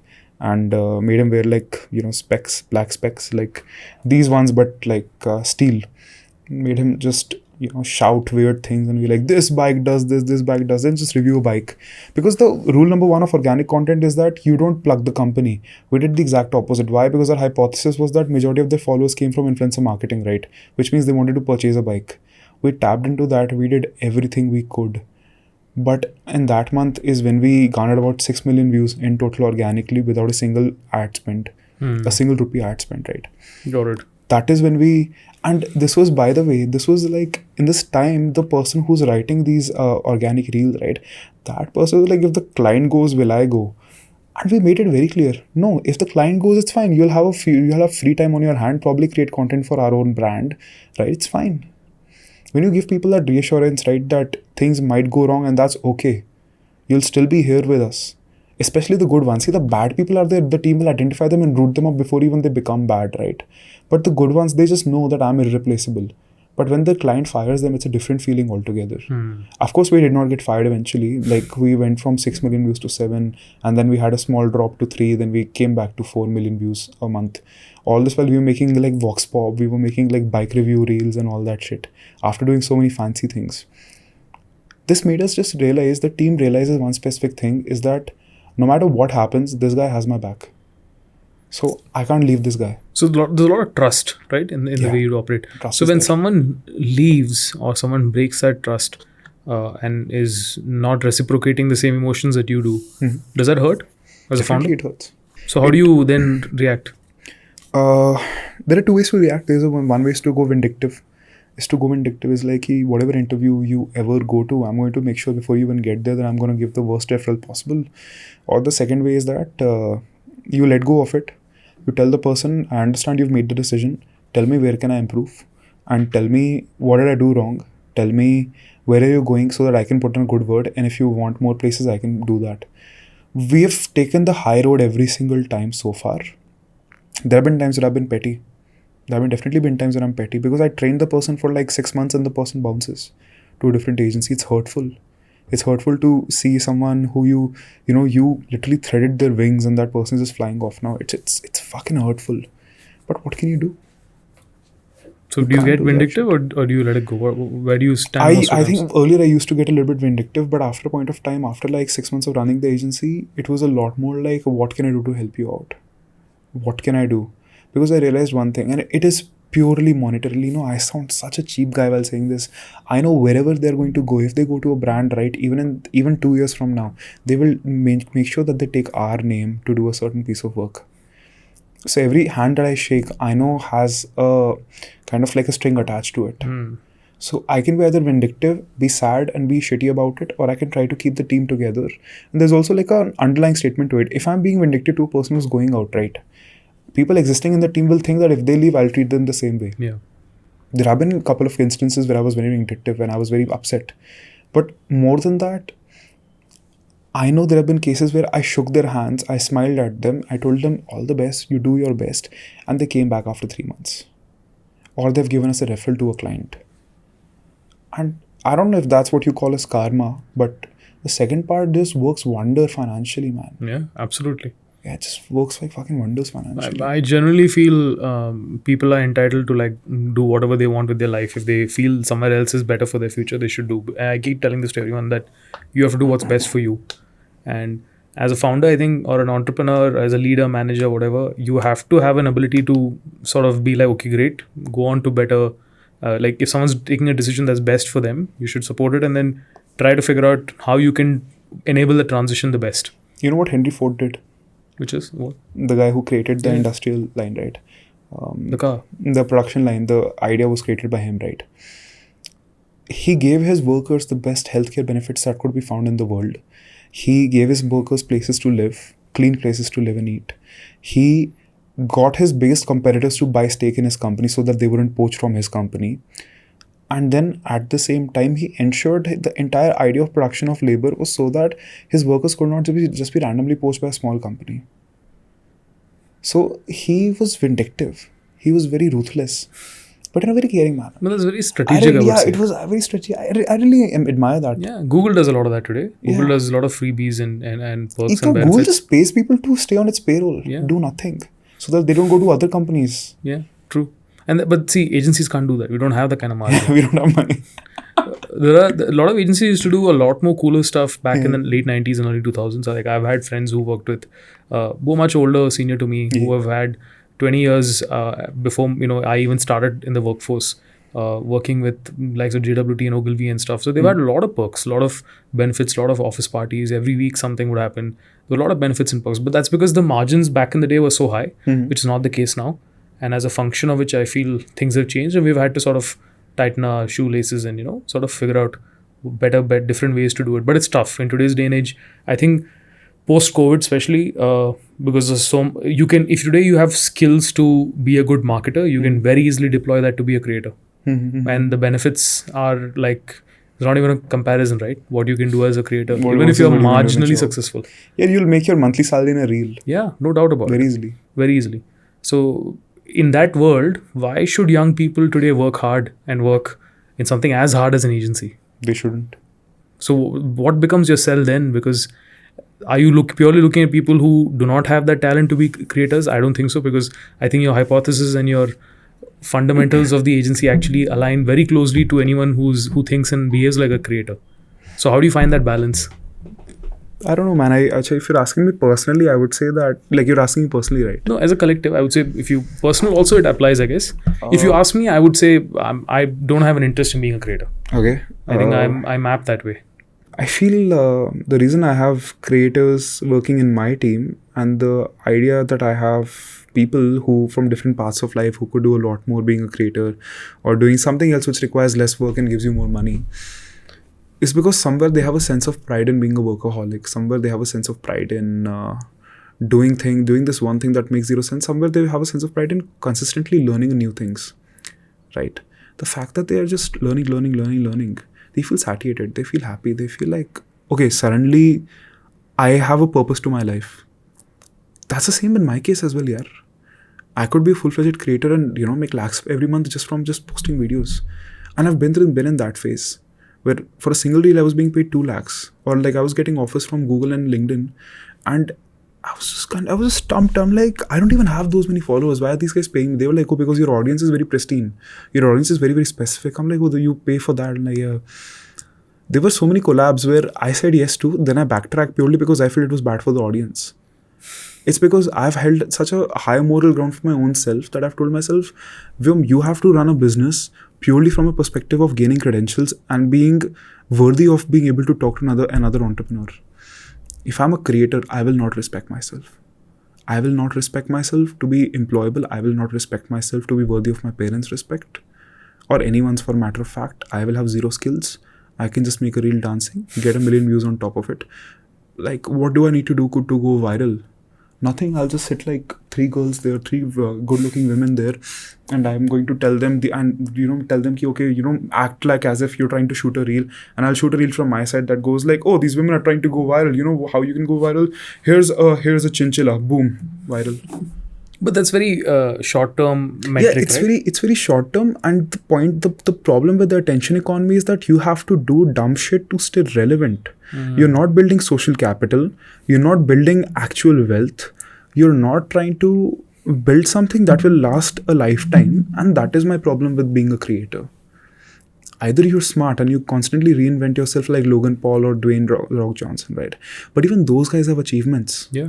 So Note that. is the real problem that, which is people are trying to become influencers because before they even had any sense of craft, 100%. profession, or any influence in a smaller circle. 100%. I think when someone thinks about being an influencer or creator, right, the immediate thought that comes is going to be the fact that I don't have to do anything. I just have to shoot videos, make myself look pretty, talk about a certain thing, give gyan and all that, and that's it. That's it. But when you look at influencers who've actually built businesses on top of their distribution, right, these guys are smart. They're very clearly smart. And I've met influencers who have like 1 million followers, but they're just like, dumb is a very strong word to use, but they are quite ignorant. Like they're just freakishly ignorant about what's happening in the real world. They don't care to see. I mean, I'm not saying to have a political view. I don't give a shit if you have a political view or not. I'm not that kind of a person. What I care about is, do you understand your audience? Yes, I understand my audience. You understand anything apart from it in marketing? No, I don't. Then why are you giving marketing gyan? But that's there in every era, right? I think the hypocrisy is what I have an issue with, right? And just like that, even my team members or people that I've met who choose not to be creators but to work their asses off have an issue with. They don't want to be a placeholder for a brand. They don't want to be advertising space. They don't want their face to be advertising space. They feel that they're meant for more, and that's what they kind of focus towards. Right. But see, that's now individual choice, right? Because someone might be seeing you with all your followers and distribution, giving out advice, whatever it might be, and they might think that, oh, even I can do the same. But they probably aren't seeing the amount of work you're putting behind the scenes. And there's always been people like that at every single point in time, right? Not just... No, it's not. It's very easy to be a creator. Exactly. Hence, I'm saying today it's even more easier. Back 5 years ago, you had to probably... It was a lot more questionable. Like, look at Beer Biceps, right? I think he's probably the biggest in the field. Yeah. Who's sort of... probably I would say among the top 5 content creators in the country today. Yeah. Just surely because of the scale and stuff, right? People have been asking for the longest period of time, what's his credentials of doing what he's doing, because he was first a fitness content creator. Then he moved into a much wider space. But that's the beauty, right? The world today is structured in a way where anyone can be whoever they want. And there's no formula that you have to have done something before you do so. Like a lot of people, for example, they have created great distribution, like you, for example, and are leveraging that in the right direction by picking one craft or one field that you want to be in. Someone like me who has done a lot of things but does not have distribution. And now I'm trying to build distribution on the validation, on the back of the fact that I've done something in terms of build a business. So I think there are 2 models. And I think there's a third one also that's there, right? Which has always been there, to be honest, which is people who have just working on creating distribution. And distribution itself is their business. Your ability to make money depends on how fast you can adapt, and I think that applies to both the business people as well as to the creators. If a creator becomes irrelevant, the creator will stop making money.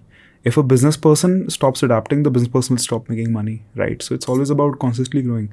I just feel like it's kind of like unfair for me to call out creators like that and be like, hey, you're not working hard. Some people don't want to work hard. That's fine. That's completely okay. Yeah. Right. I'm coming to terms with that fact. It's just that I don't want to sit on my ass all day long, because I'll get like restless and shit. So that's why I want to be on my feet, go to meetings, talk to people, spend like 7 hours of my day talking to clients and trying to understand their problems. Depends from person to person. But do you see yourself doing this forever, if I were to put it that way?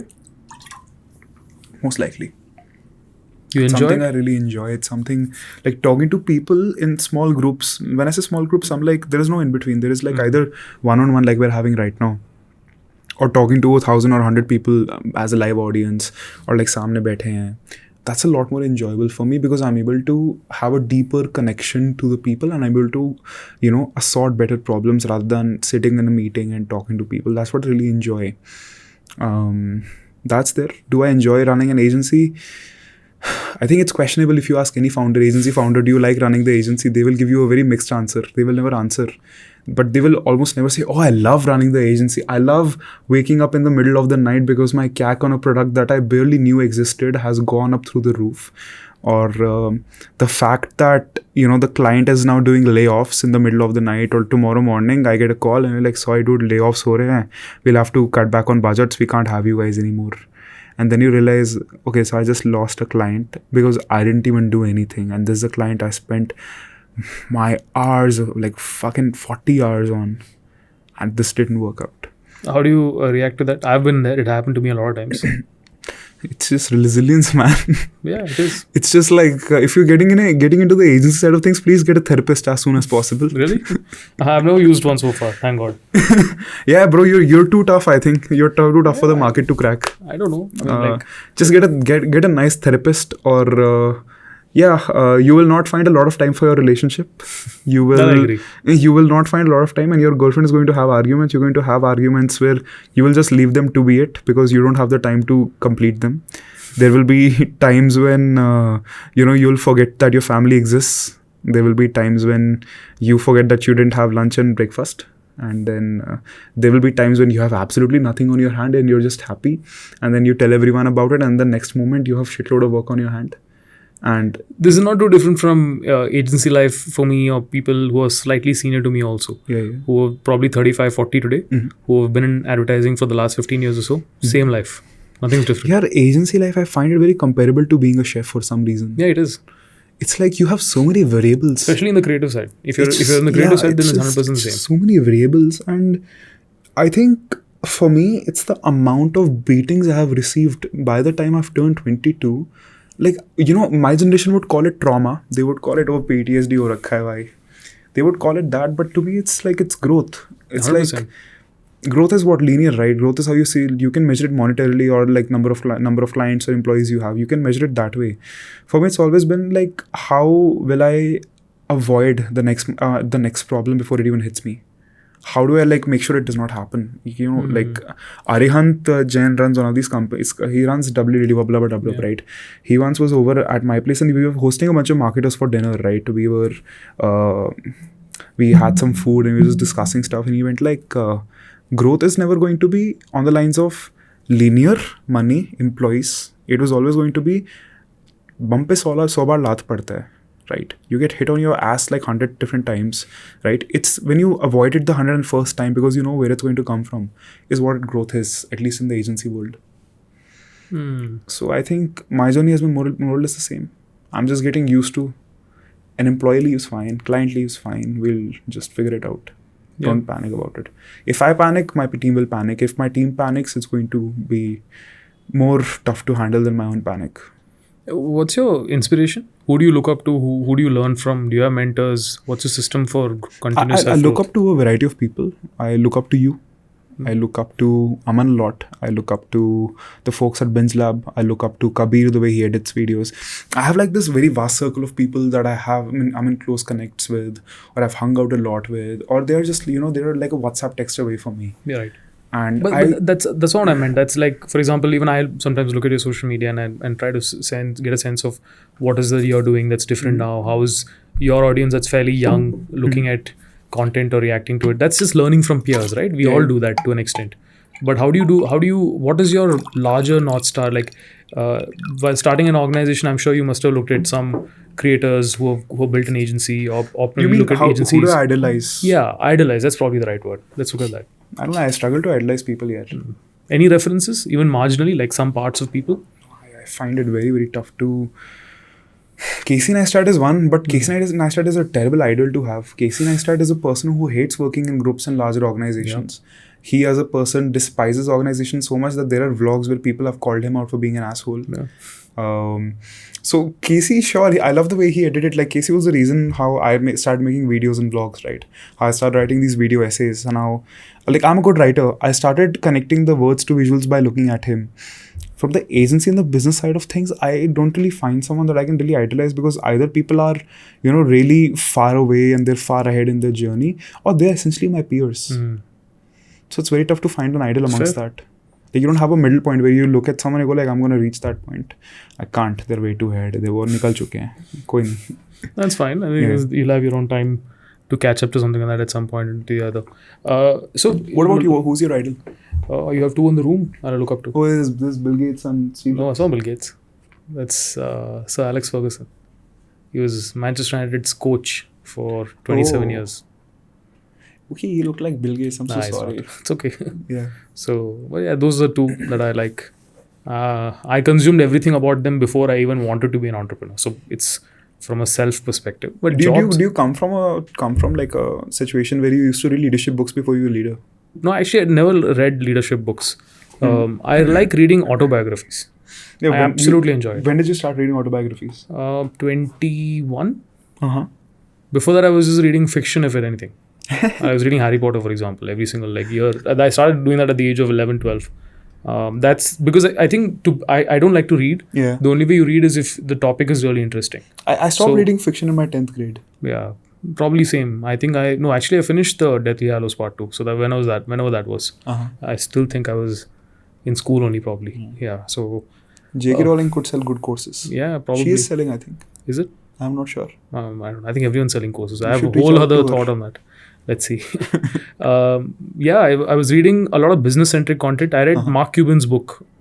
Which one? The business of the sport of business. It's a great book. It's about his early days and stuff like that. I read that in 3 hours, one night, from 12 to 3 in the morning. I finished it. It's a PDF. It's a great book. It gave me a lot of insight into how a founder starting something by himself thinks day in, day out. And one of the things that he spoke about in his book was he said he would take a piece of paper and draw a line in the middle. And on the left, he would write all the revenue. On the right, he would write all the expenses. And at the end of the year, end of the month, if the left outweighed the right, he was doing well as a business. That's a very simple thing. So I would start picking up things like that. I would watch a lot of video documentaries of founders, Google story, the Microsoft story, stuff like that. I was very obsessed with the tech world because I think I finished college in 2013. There was a lot of startup, I think had picked up 6 years of something like a Flipkart in Bangalore and India. I think there was a community of people who were entrepreneurs. That was the word, right? Yeah. Who were desperately wanting to be entrepreneur but didn't necessarily have the skill set. So I thought I was one of them. So I had to constantly learn from all sources around me to get better, which I still do in different ways.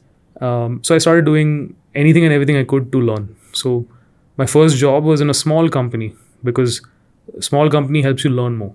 So that was my logic. I got paid 1/3 of what I would have if I had taken a decent offer, but I did that for learning. So I joined the consulting firm initially, first 2 quarters, almost first quarter for sure, as a free apprentice type of a person. Like I said, not just being paid. Just no. I said because I don't think they had an opening for me, and they felt I was decent enough, but they had to figure out a way to hire me. So I just said I'll work for you, figure it out as I work for you. So 3 months I worked for free. So I was just obsessed with what do you being think about stagnant. working for free today in today's world? To each their own. There are certain doors that will not open for you because it's a great story. Actually, let me rewind. I did my internship when I was in college. Okay. So, What did you do in your internship? Man, nothing actually. Okay. To be honest, absolutely nothing. Just wasted time.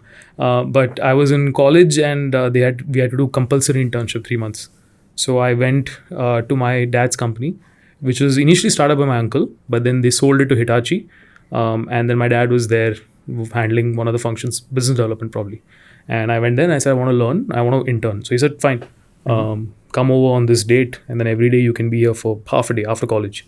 So I would go there and work from 1 to something after lunch basically.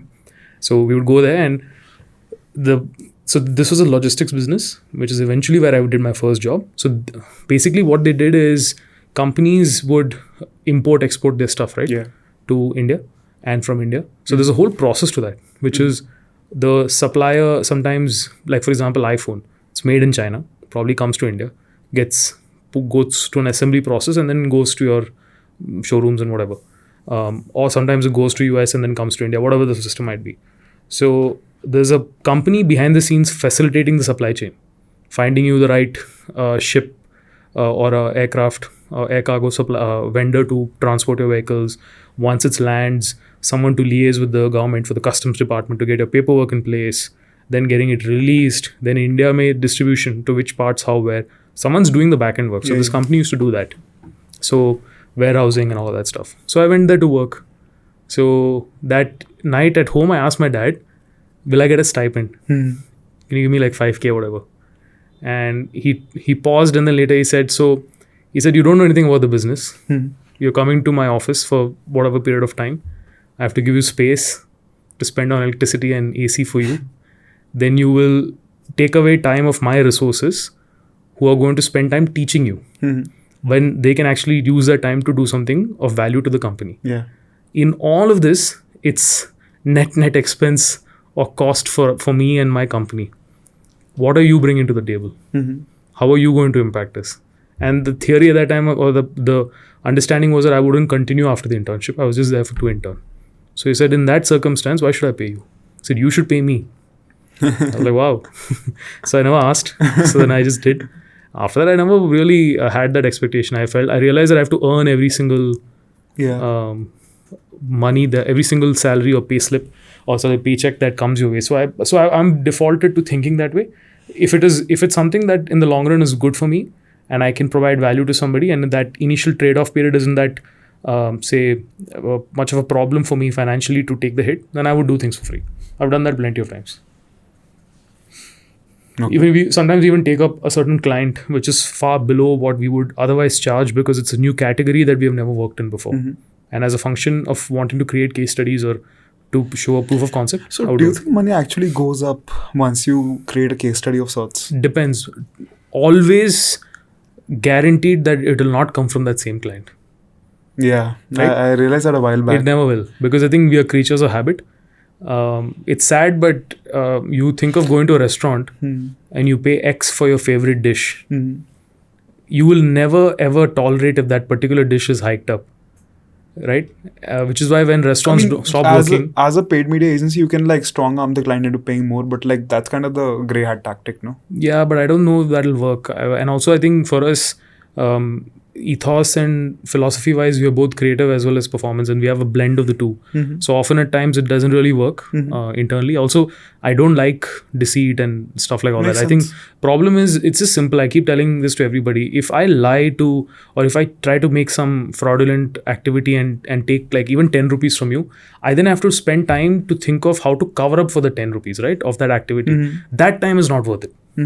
Because that compounds over time, where when you more lies you spew, then you have to have even more large lies behind it to like pack it up, and then you have to build a whole framework of deceit and cheating and lies and all that. I'm not interested in that. It's a tremendous waste of time. So we try not to do that in the first place. If it doesn't work out with somebody for financial reasons, then you just part ways. It's best. I think the world is really, really large. Yeah, don't sell to the unsellable. Simple. Yeah. So we get away with that. But I get a sense that you are very particular about metrics. Seems that way. I have to, otherwise we'll get fired. So does that mean that when overnight some metric drops, it causes a lot of stress and tension for you personally? Depends on how much stress, how much anxiety the client is giving. If that person is panicking that my business is going under, yeah, I have to panic. Are these most of your clients in the early stages of the marketing journey? No, they're not. They are in the middle of it. They're in their 1 to 10 journey mostly. Like they're done building company 0 to 1. They've either raised a lot of money or they are bootstrapped, but they have a lot in bank. They've like collected those resources last 5 years. So what's the reason for the impatience? Impatience? Like if metrics drop and you said you might get fired. Impatience, when I say impatience, it's generally 1 month. Like clients will just get up and bounce because see, that holds true to the personal branding business. That holds true to a service which has a very low AOV. A high AOV service always has strings attached, and once removed, reverberates through the entire organization, right? Sure, layoffs and cutbacks can happen instantaneously and you wouldn't even know that they're coming. But in performance, in paid media, you'll realize that the client has given you 30 days to fix things. And in those 30 days, if things don't work out, they will replace you. Because when the day they tell you that if this does not work out, we'll have to part ways, they already started looking for alternatives. It's a survival of the fittest. Either I sit on my ass and I focus on, yeah, fine, they're whining, what do I do about it? It's just a client, just deal with it. It's a tough business model also, right? Because you're constantly in the acquisition mode then. See, if your client, like the client cycle, like the client stays for more than 6 months, right? You're safe as an agency. If they leave before 6 months, you're fucked. You're fucked on so many levels. Because you'll have to constantly acquire them. And if you spend more time acquiring, your team will have less time learning. If your team has less time learning, you will have more morale going down because results aren't coming. And we've seen clients leave. We've definitely seen clients leave. We've fired a lot of clients. A lot of agency founders come from the perspective that we will never fire. We come from the perspective that we will move fast, and if the client does not move fast, if my review is coming 6 days later for something that I've asked like last week and it's coming today after sending them like 16 texts, that client has to get written off immediately. Because here again, I have 30 days to make my money, make my bag. If it's taking 45 days to make the same amount of cash, I'm losing money there. It's very obvious. It's like unit economics. But at the same time, I would really prefer if my clients stay forever, if they have zero issues, if they grow consistently as a company, so that we can make a case study out of it. That is preferable, always a preferable scenario. But I wouldn't battering an eye if someone is fucking with my team, if someone is speaking very loudly and abusively to my team, I don't take it very well. Because as a person, I feel I'm very protective of my house. I'm extremely protective of my team because these are people I've fostered and I've trained over time. And I wouldn't shy away from removing a company purely because they're not following the mandate and the non-negotiables we gave them. So even before onboarding, we made it very clear you will be told that a review is coming 2 days before it even comes to you. And we'll tell you that a review is coming, please review this thing. If your results are going down, if anything happens, I will myself come and I'll figure it out. And I don't go on client calls. I spend maybe 1 or 2 hours on client calls in a single week at max. I do less than that mostly. For a small agency owner, it's quite less time. But we've created systems accordingly. So if there is a situation where the client is panicking, would they leave in a month? 100%. If we don't pay attention to it. There will be clients where they see the amount of effort being put into something and it's still not working out, and they will tell you, it is okay, take your time. We have those kind of clients. If a client is in that extreme state of panic, I typically don't take them up. Sure, if it's about onboarding them with an extreme state of panic, not worth it. Not worth the headache. It's never worth the headache. When they're panicking and it's like something is not working for them, then I'll personally get involved to solve the problem. I'll solve it as much as I can. And if it's not being solved, I'll tell them myself that you guys should fire us. It's not working out. I never go and even when we're getting rid of clients, it's never going to be about like, you're not a fit, you did this, you did that. No. We want referrals, yaar. If we go and we badmouth them on their face, definitely no referrals are coming your way. So we go, we do this thing, we do this dance where we tell them that, girlfriend-boyfriend breakup thing happens. Tell them, oh, it's not you, it's me, it's my fault, I'm so sorry. And they just, because they think otherwise, like you did such great work. Like in the example where they promised you more money if you get results, you got results, they're not giving you more money, so you're leaving them, right? So via that logic, it works. Saanand sir. Yes. What do you think about youngsters who are 21, 22, 23, 21 specifically? I think 21 ke baad, if you say that I'm a 22-year-old, it just feels stupid. So people who put on LinkedIn in their headline, I'm 21 years old. What do you think about those guys? Do you think they actually get opportunities by leveraging that I'm young tag? Yeah, sometimes they do. I think a lot of older folks are sometimes looking for fresh energy, fresh blood. So they want young marketers into the picture. But it doesn't lead to large-scale conversions is what I've seen so far. Maybe not. Because I think if you are looking for a marketer with a preset filter like that, probably it's a very niche requirement in itself, right? Maybe it's a very short-term tactical need for somebody like that. So that must be a short-term, but it's a great way to get into doors, I guess, or to make a name for yourself. If you keep doing that till you're 26, then the narrative changes. Till 30, then the narrative changes. Then after that, I think people will take you more, like, you've established a brand, right? For 9 years almost. So I think it's a gateway. So everybody has to start somewhere.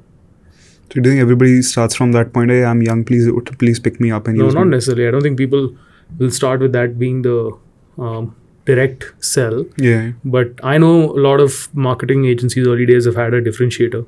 I think you today have that, which is you understand Gen Z psychology on platforms probably as good as anybody else would. I think I've leveraged that fact that I am young in a way that I understand this specific audience more than my age. I've leveraged that fact. I feel using your age becomes a weight at the end of the day because people will only some people will take you. It's like out of 10 people, maybe 3 will take you seriously or will go like, oh, this person is young, let me use this person. But after a point, I feel like it becomes a baggage. It becomes an immature sort of a baggage where you go like, why do you have to constantly tell me how young you are? It's fine. Because being young also comes with the tag of being irresponsible, immature, and not being able to, not having experience essentially. Yeah. And I think that's something that a lot of folks, Gen Z, fail to address and realize because they have their egos in their mouth. That I am young, I must get this opportunity. You know, a number of times I've had like 19-year-olds, 20-year-olds coming to me asking for a 6L pay package and going like, I am young, I can do this, I can do that. That's ignorance, no? But Yeah, like that's pure ignorance and lack of exposure. And I think it's high time that they maybe realize that being young is associated with being unreliable. But is the narrative different? Like, you are in those circles, you probably know better. Do young people think being young is a superpower? Yeah, I don't think it's a superpower. The circle that I am in, even those people don't think anymore that it's a superpower. It works in your early days. You can use it to get your What's first early internship. days? Still in college or after college? Let's say second, third year of college. Right? That's still student. Yeah, no, you can get an internship. You can get a job. Can you run a full-fledged agency with 4 to 5 crores worth of ARR? No, fuck no. You're gonna get beaten down with a stick. Yeah, of course. You're like, who the fuck are you? But that's good. But I look at it the positives, which is if at 21, 22, 23, whatever the early 20s. You get your first break essentially. But if your first break is a 4 to 5 CR ARR business, that's a very big break. And only think of to yourself as to what you would do at 25 and 30 and 35 and 40 on the back of that. There's just compounded growth, right? I mean, Zuckerberg was in a unique place where he built a multi-billion-dollar valuation startup at when he was in his college. Yeah. Right? So that propelled him to do what he's doing now, and he can literally change the world. So think of it in that sense. I think starting early that way, I think is a good thing. These problems that you mentioned are the problems of youth. Everybody has it. Even the boomer who's sitting there pointing that out and not giving you business because of that has also been through that journey. So I think it's natural for everybody to go through that. I think you should embrace it and figure, how do I get better every day? I think that should be the... I think you've gotten your first break by being young. Great, congratulations on that. But it's high time you get your shit together and figure out, the Indian economy works on a single principle. I will give you 1 rupee. Can you give me 2 rupees? If you give me 2 rupees, I'll give you 15 paisa on it. That's the Indian economy. That's how B2B works in India. What, 7.5%? Yeah, that's it. End of story. Where do you get that math? But even way less than that. Way less than that. But the Indian economy works on a return basis. Right. If you can't return me my money back after doubling it, I will not invest in you. Do young people know this? No. So They don't know. They don't know how to make money. How the fuck will they make money for anyone else? But most young people don't know how to make money. Even I didn't know how to make money. Probably till I was in the mid-20s, I didn't know how to make money. Even now, I sometimes look at it and say, I could have made more money, but I'm not making as much as I should. Sure. Makes sense. Yeah, so I think it's just natural. I think realizing that is this first stage to trying to evolve, right? You don't know what you don't know. So 100%. I think acknowledging that I don't know is something that's very important. And see, there are rooms that you will get entry to by assuming that, I know. And once you get into the room, you just stay quiet and listen to other people and rephrase what they say to kind of get your way inside of it, right? But there's a limited period of time till you can do that. When the responsibility falls on you to achieve results is when the issues will start to show up, be it an agency, be it as an agency, or be it as an employee. When you lie on your resume, you will eventually have repercussions coming at your face. Like, kitna jhoot bologe? Have you tried changing the business model in the sense that don't position yourself as someone who brings results, but somebody who brings creativity to the table or brings ideas to the table? Have you thought of it that way? Why not? Everybody has looked at me, Vyom is a creative guy. Vyom, your team is fairly creative. We've seen your work on your stories. And I barely post our work on my story. I very rarely promote Marty Martin. I only put like hiring posts and stuff on my story. So the 30,000-40,000 views that I get on my story, those guys are just purely for hiring stuff, right? Not clients. Maybe I'll put time to time we have slots open. You can apply to kind of work with us like as a client. I've done that. But what was your question again? So I'm saying, have you tried to position yourself more as a creative agency rather than a performance or results agency? So when companies come, now they see our work. And when they see our work, when they come to us, they're like, we saw your work. Can we work with you? You're very creative. I ask them a very simple question. Before they even book the call, they have to put their numbers in our Calendly link. And I personally reach out to every single person who books a call with our team for sales, right? And I'm the only salesperson in the team. I text them and ask them a simple question every single time.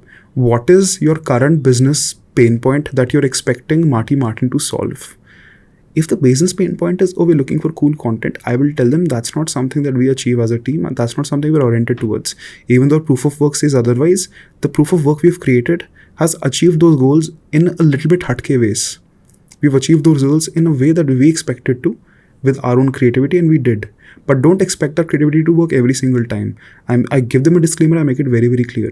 Yeah, because there is a limit to how much you'll pay for creativity. You're not Banksy, that you'll get paid like $200,000 for a single painting. Right? You're not Banksy, you're not Kim Kardashian, that for a single reel that looks very creative, you're going to get paid like, let's say, $500,000. You don't get that money. You're an agency, you're nobody. You'll most likely, you're in a pool of existing agencies and everyone is trying to either poach off you or like survival of the fittest essentially. If you don't get results, you'll be kicked out of the market. It's as simple as that. That's why we avoid those clients. But isn't the results of also a function of how the company chooses to deploy your reel or your creative? There's a way to control it. There's a way to control it. We have performance marketers from our team joining calls where we're discussing performance creatives for the company that we've deployed the performance creatives to. I think that's the scenario you're asking.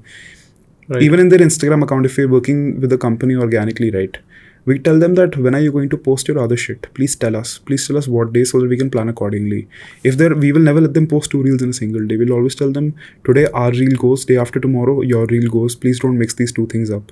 Because if our results take a hit, we can't blame you for it. It's us to blame, and we would like to capture those results. We would like to consistently A/B test with what we are doing.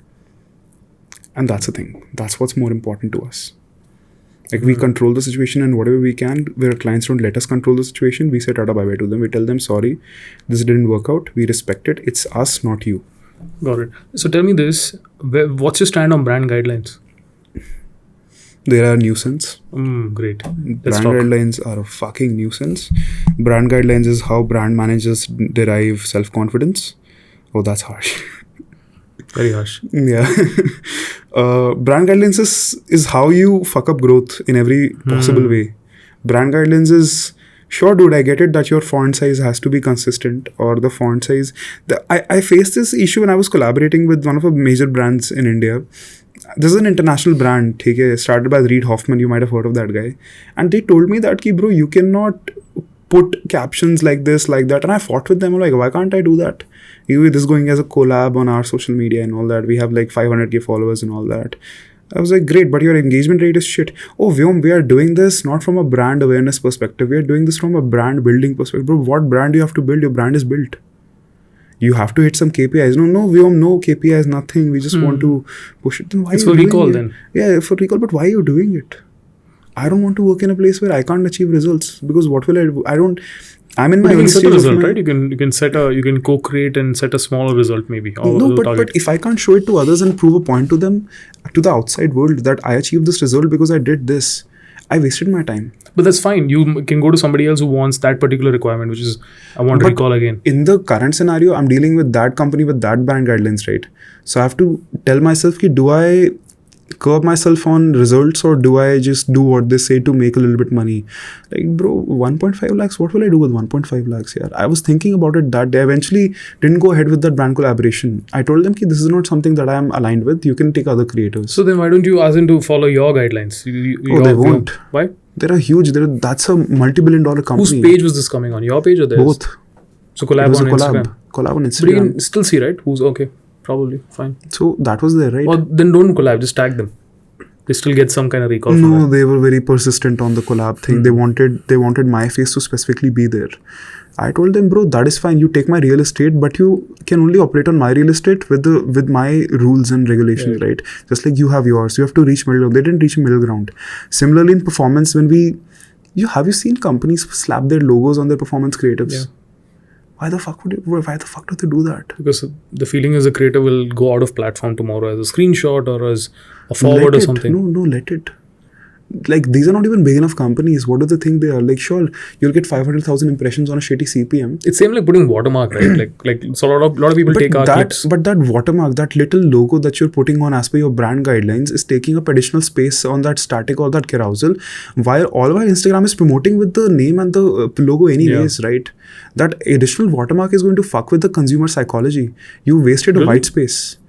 But I thought people are now they've already given into the fact that there's going to be a brand's logo or something attached to your content. Yeah, that's my issue with brand guidelines. Why do you do things for the sake of it? No, so I think this is beautiful, right? I had a difficulty understanding brand guidelines too in my early days. Later on, I spent conscious time trying to understand why it's created, how it's created. Spent time with a lot of senior folks who like masters in this. Later on, I realized, amazing, this is absolutely what's required. So years ago, I was pitching to a big sportwear brand, one of the top 3 in the world. And they said something very interesting to me. They said the problem that we have with this idea or this entire piece of content is, if you take away our logo and put our competitor's logo in, it works. And if it does, then it's not for our brand. Oh, wow. So that opened my eyes and ears a little bit. Then I went deep into trying to understand why and how. And it makes sense in some ways. You look at actors, right? I think they're doing that very well. You look at Shah Rukh Khan, you say Shah Rukh Khan, in your mind what you think is different. You say Salman, your mind what you think is different. And I think that's brand. Brand is nothing but a sum of all emotions you feel in a transaction with a brand or But entity. see now, the brand guidelines I have issues with. Other brand guidelines don't even make a brand differentiable. I have issues with big companies. That's poor brand guidelines. Yeah, that's like big companies coming, not even big companies, mid-sized companies coming and being very persistent about how they want certain things to be. Like, bro, you won't achieve your results through that. You're putting an end slate of your logo for 3 seconds with a tacky music at the end of it. What makes you think that some customer is going to convert and buy your shitty sipper after that? No one's going to come. You fucked it up royally.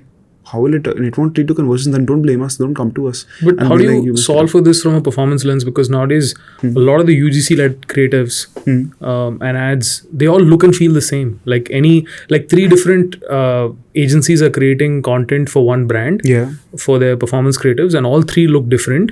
Yeah. But if I go to that particular agency's other brands, they all look the same. So it's almost becoming very creator-led style, which I think in the long run doesn't work for a brand. Like, there's a reason that when Flipkart does this big sale, that they buy out newspaper pages with yellow and blue everywhere, and then resulting in you seeing ads online that also have yellow and blue. And then you go to the bus stand, they've bought out the branding on the bus stand, that's also yellow and blue.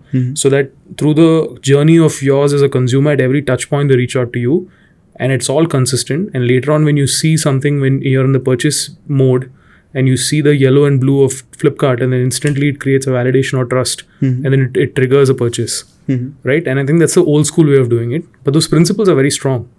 I think the problem that today that's happening, and I face a lot of this, is also because a lot of the platform rules are dictating marketing rules or brand rules, 100%. right? And I think that's a problem because I think platforms will change the rule every day if they want to.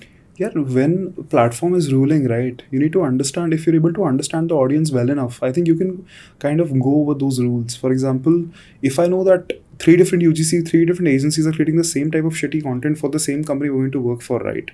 We're going to ask ourselves, how do we create a creative piece that basically, by writing, goes over their heads? Like, it achieves the function we want it to, but at the same time, it differentiates itself very, very well, purely through strategy and writing. For example, if all the agencies are starting the video with the same hook, well, what is hook to them when you think UGC? They'll burn the product, they'll burn some products, they were going to break it, they're going to go like, oh, this changed my life. Like, how do you differentiate with it? I have a theory now. It's a little unpopular theory from a marketer's lens, but it's a theory. If you need to create a hook, I think you're already losing. That's my thought process. Because I think it's a significance of a weak brand positioning in the first place. I think if you're... Bro, there are going to be brands that are not big enough, right? Right. Those brands have to leverage creativity. 100%. That I agree with you. No doubt about it. Yeah. But I think even in that, this journey, which I think... So, I mean, in this podcast, I keep bringing up the example of The Whole Truth. Yeah. And I think that's a fantastic case study in brand building, right? Brand. And they have done a good balance of new age, platform-led communication. And they've been very clear. I think they find it difficult to create reels, so they say we won't do reels. Like, I think they do a lot of blog-centric content on Instagram, which they believe that that's the way to do it, and then they're very clear. So they are one of those brands who says we will use platforms to the extent that it suits our brand, and then we'll dictate how we use it.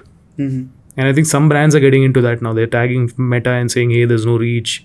You've changed this, you've changed that. Like, they're becoming vocal about it, but they've been doing this forever, right? Like, I know this from the last 10 years that I've probably been in the field. I've seen Meta play around with algorithm to their benefit. Like, I don't know if you know this, but in performance, we had a metric back when I started out. It was called CPE, cost per engagement, which means only if someone engages with your content, do you pay or do you spend from a performance lens. They changed that to CPM, which is a cost per mile, right? 1,000 views. Now that when they did it, was a clear indication that we are now becoming like TV. We'll broadcast it to everybody, and then on 1,000 views of whatever, we'll basically charge impressions. That also forces companies to orient themselves towards creativity and content. Yeah, the Everything problem points towards that. The what's happening now, and there's a problem with that, is I feel today the creativity is centric to the creator alone. So if you take the brand, a brand is just a placement in the creativity, right? Versus back in the day, or maybe even 3 years ago when brand marketing was at its peak, brand marketing had strong narrative. Then the creator fit into that, and then they wrote it in that way, the way it would suit for the brand. So long form content still works that way. Large campaigns still work that way. When people architect the brand, it still works that way. However, I think attention has become tough to fight for, and it's a lot more staggered. As a result, there's a lot more tricks and short form content hacks that are coming into the picture. But I feel that they are short form and they don't have a long term. Like we used to do a lot of fun. Like I remember AIB used to once in a while do static posts on Facebook and on Instagram where you look at a creative in a certain angle and there's some hidden message behind it, hidden code. Those were hacks, and they were what we would call hygiene content, right? But the expense in a content budget would be tertiary towards it. You will spend most of your money on your hero campaigns in the year. You will spend second most money on your hub and tactical campaigns in the year. The third most amount budget went to regular social stuff, PAU, right? And I think now performance is coming in and it's creating a fourth budget, which is basically budget for performance content. So each of it had a different degree of importance pegged. It started to change now, and I think everyone's looking for the short-term hacks because that's the only way performance works. But I generally feel long-term that will not work. You will hit a saturation at some point. The problem that I see in a lot of brands today is I do fear this, which is their brand narrative is going to be defined by what they do on performance and performance content. And I think that's very scary. I'll tell you why. It's equivalent to sales, right?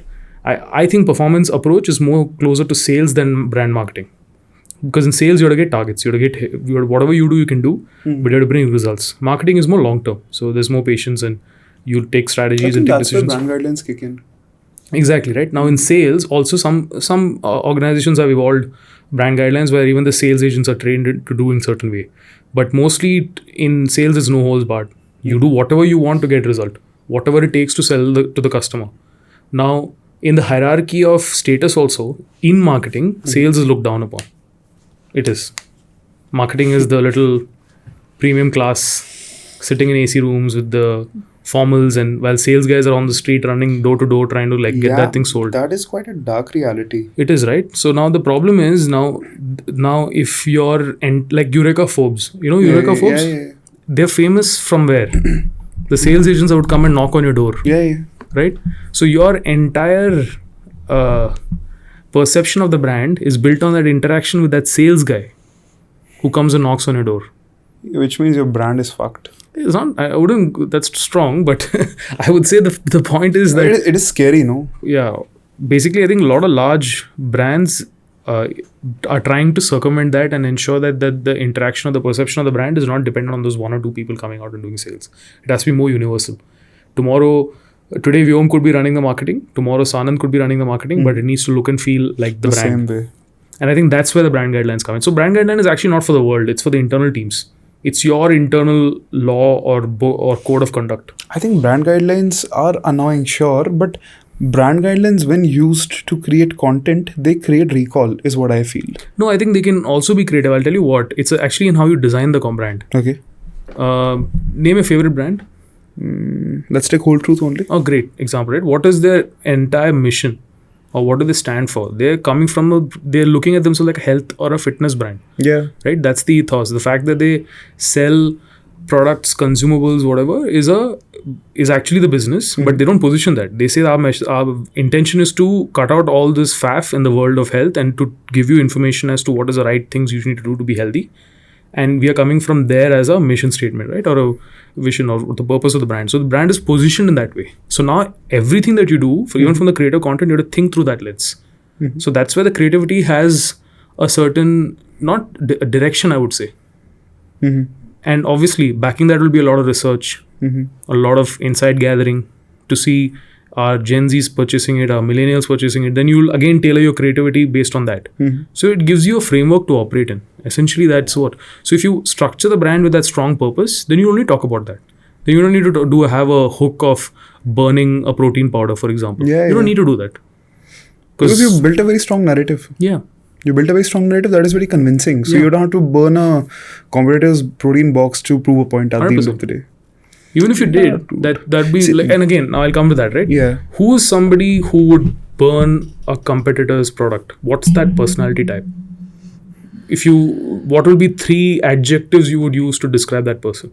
Generic, or out of the mill. I would say a little radical, no?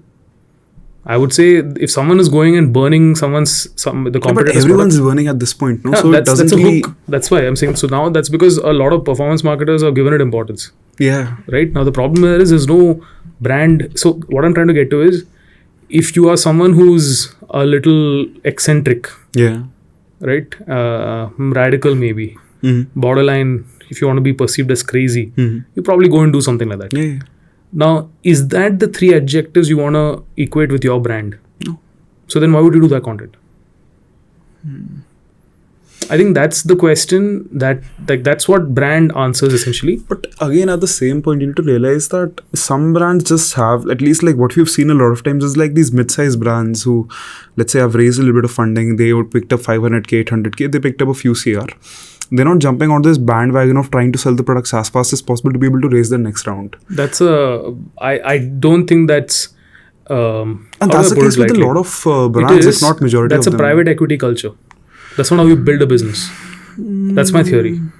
And I have been part of processes to raise funds. I have invested in startups. Yeah. If there's no strong mission and if there's no strong identity as who they are as a business, I'll never invest in, because that's just not going to work. And if you're going to listen to investor, because I'll tell you how private equity works, right? Assume I invest on your valuation of say 100 today, and I put some amount of money. Yeah. I'm trying to figure out ways for you as your entrepreneur to do things to show growth, so that next round we can raise it at 300. And then after that, we can raise it at 600 and then at 1,200. Eventually, we want to sell it to somebody and make money on it. So it's what do you like? Do you like bootstrap startups or like funded? Doesn't matter. I think it just depends on vision. You can be funded and have a strong vision and then do things right too. I was discussing this with a friend today. He worked at this company, Series B, Series C. He was a POC for the brand. And while having this conversation, he was he said that most startups end up making most of the mistakes, right, in their journey, purely because they have the investors ka danda behind them. Yeah, of course. And since they have the danda, right, they will use short-term tactics to make money, and they will end up not building a brand at all. 100%. And a lot of companies who have stayed bootstrapped for a very long time and are now finally raising money, they have a way better recall value. They have way better recall. They have a way better word of mouth because they spend so much time trying to work in the dirt to figure things out. Again, I might be saying this from a place of, because I have not invested in a startup apart from through my last company, where I think we did invest in a lot of them. From that POV, I just feel doing things yourself for a very long time. Like, if you look at Whole Truth, right, these guys, first thing they did was invest in their content team. They created studios. Sure, they got Rahul Subramaniam and all that, but they built an in-house team. They invested. That's because they also wanted that in-house team to understand the purpose of the organization. Yeah. And how they did it. That's the reason. And once that, everybody knows Whole Truth. Everybody knows what these guys are doing. Everybody has seen is their ads, right? Now, that's also strong positioning, right? Who are they? Who's Whole Truth's competitor?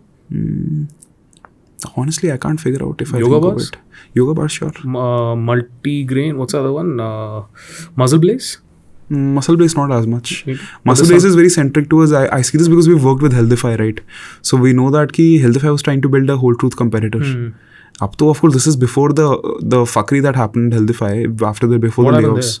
Oh, they basically laid off the majority of their team. Content team or overall? India. Oh. It's not out in the news. This I heard from an insider only. They basically, on news, it showed that they fired 20% of the workforce. Internally, it's about 80% of the workforce. Oh, really? In India. Not surprised. Because the investors forced them to focus. I'm not sure how much of this is actually true, because I heard it from a source who was at POC while we worked with them, right? And this is like, again, not saying bad mouthing or anything. It was just like a like they also, like when Whole Truth was there, right, everybody, like Healthify was moving fast.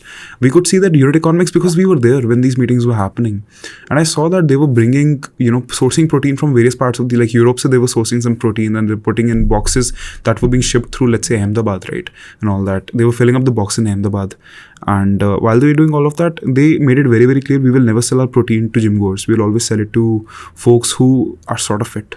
They don't go to the gym. We were actually told very specifically, don't show the gym in the videos. That's because that's only not because of that. That's because they don't want to get bucketed as only for gym goers, right? They were It's a trying to visual target thing. a certain audience basically. Yeah. So yeah, like let's say Yoga Bars is there. Yeah. What And about it? So the point I'm trying to make is, what do they stand for? What is their conversations about? And I can't recall honestly. yeah, that's probably also because they haven't had such a strong positioning as much as I Whole think Truth has. that's what the difference of positioning makes at the end Exactly. of the day. It makes you remember shit. And that makes the job of the creator easier. Yeah, definitely. Because it gives you, so hence guidelines are required. What you're talking about is maybe visual and design guideline, which gets very specific of saying the logo size has to be 6 centimeters off the side of the whatever, But at the end of the day, the brand has to also realize that brand building activities take a lot of time, and for it to succeed, right, these things will just take a shit ton of time. Yeah, of course, 100%. Like for example, in one of our company's cases, we spent there were times when we used to, 3 different editors working on the same brand, right? 3 different fonts, 3 different font sizes going for various videos. We were A/B testing what was working, and then we realized that a font size which is purple in color, that is very centric to brand guidelines, right? Which with their logo was purple in this company's case, right? The videos were just performing by a very slight margin. I'm not sure because themes are more or less the same. But when we, use those videos, when we ran them as ads, we got better results purely because the video felt consistent with the brand. Purely because of that. We got slightly better metrics. The CPM came a little bit less. Hamara CAC was just a tiny bit slightly less. Purely because people were more willing to buy from a brand that looked very neat and clean and hygienic.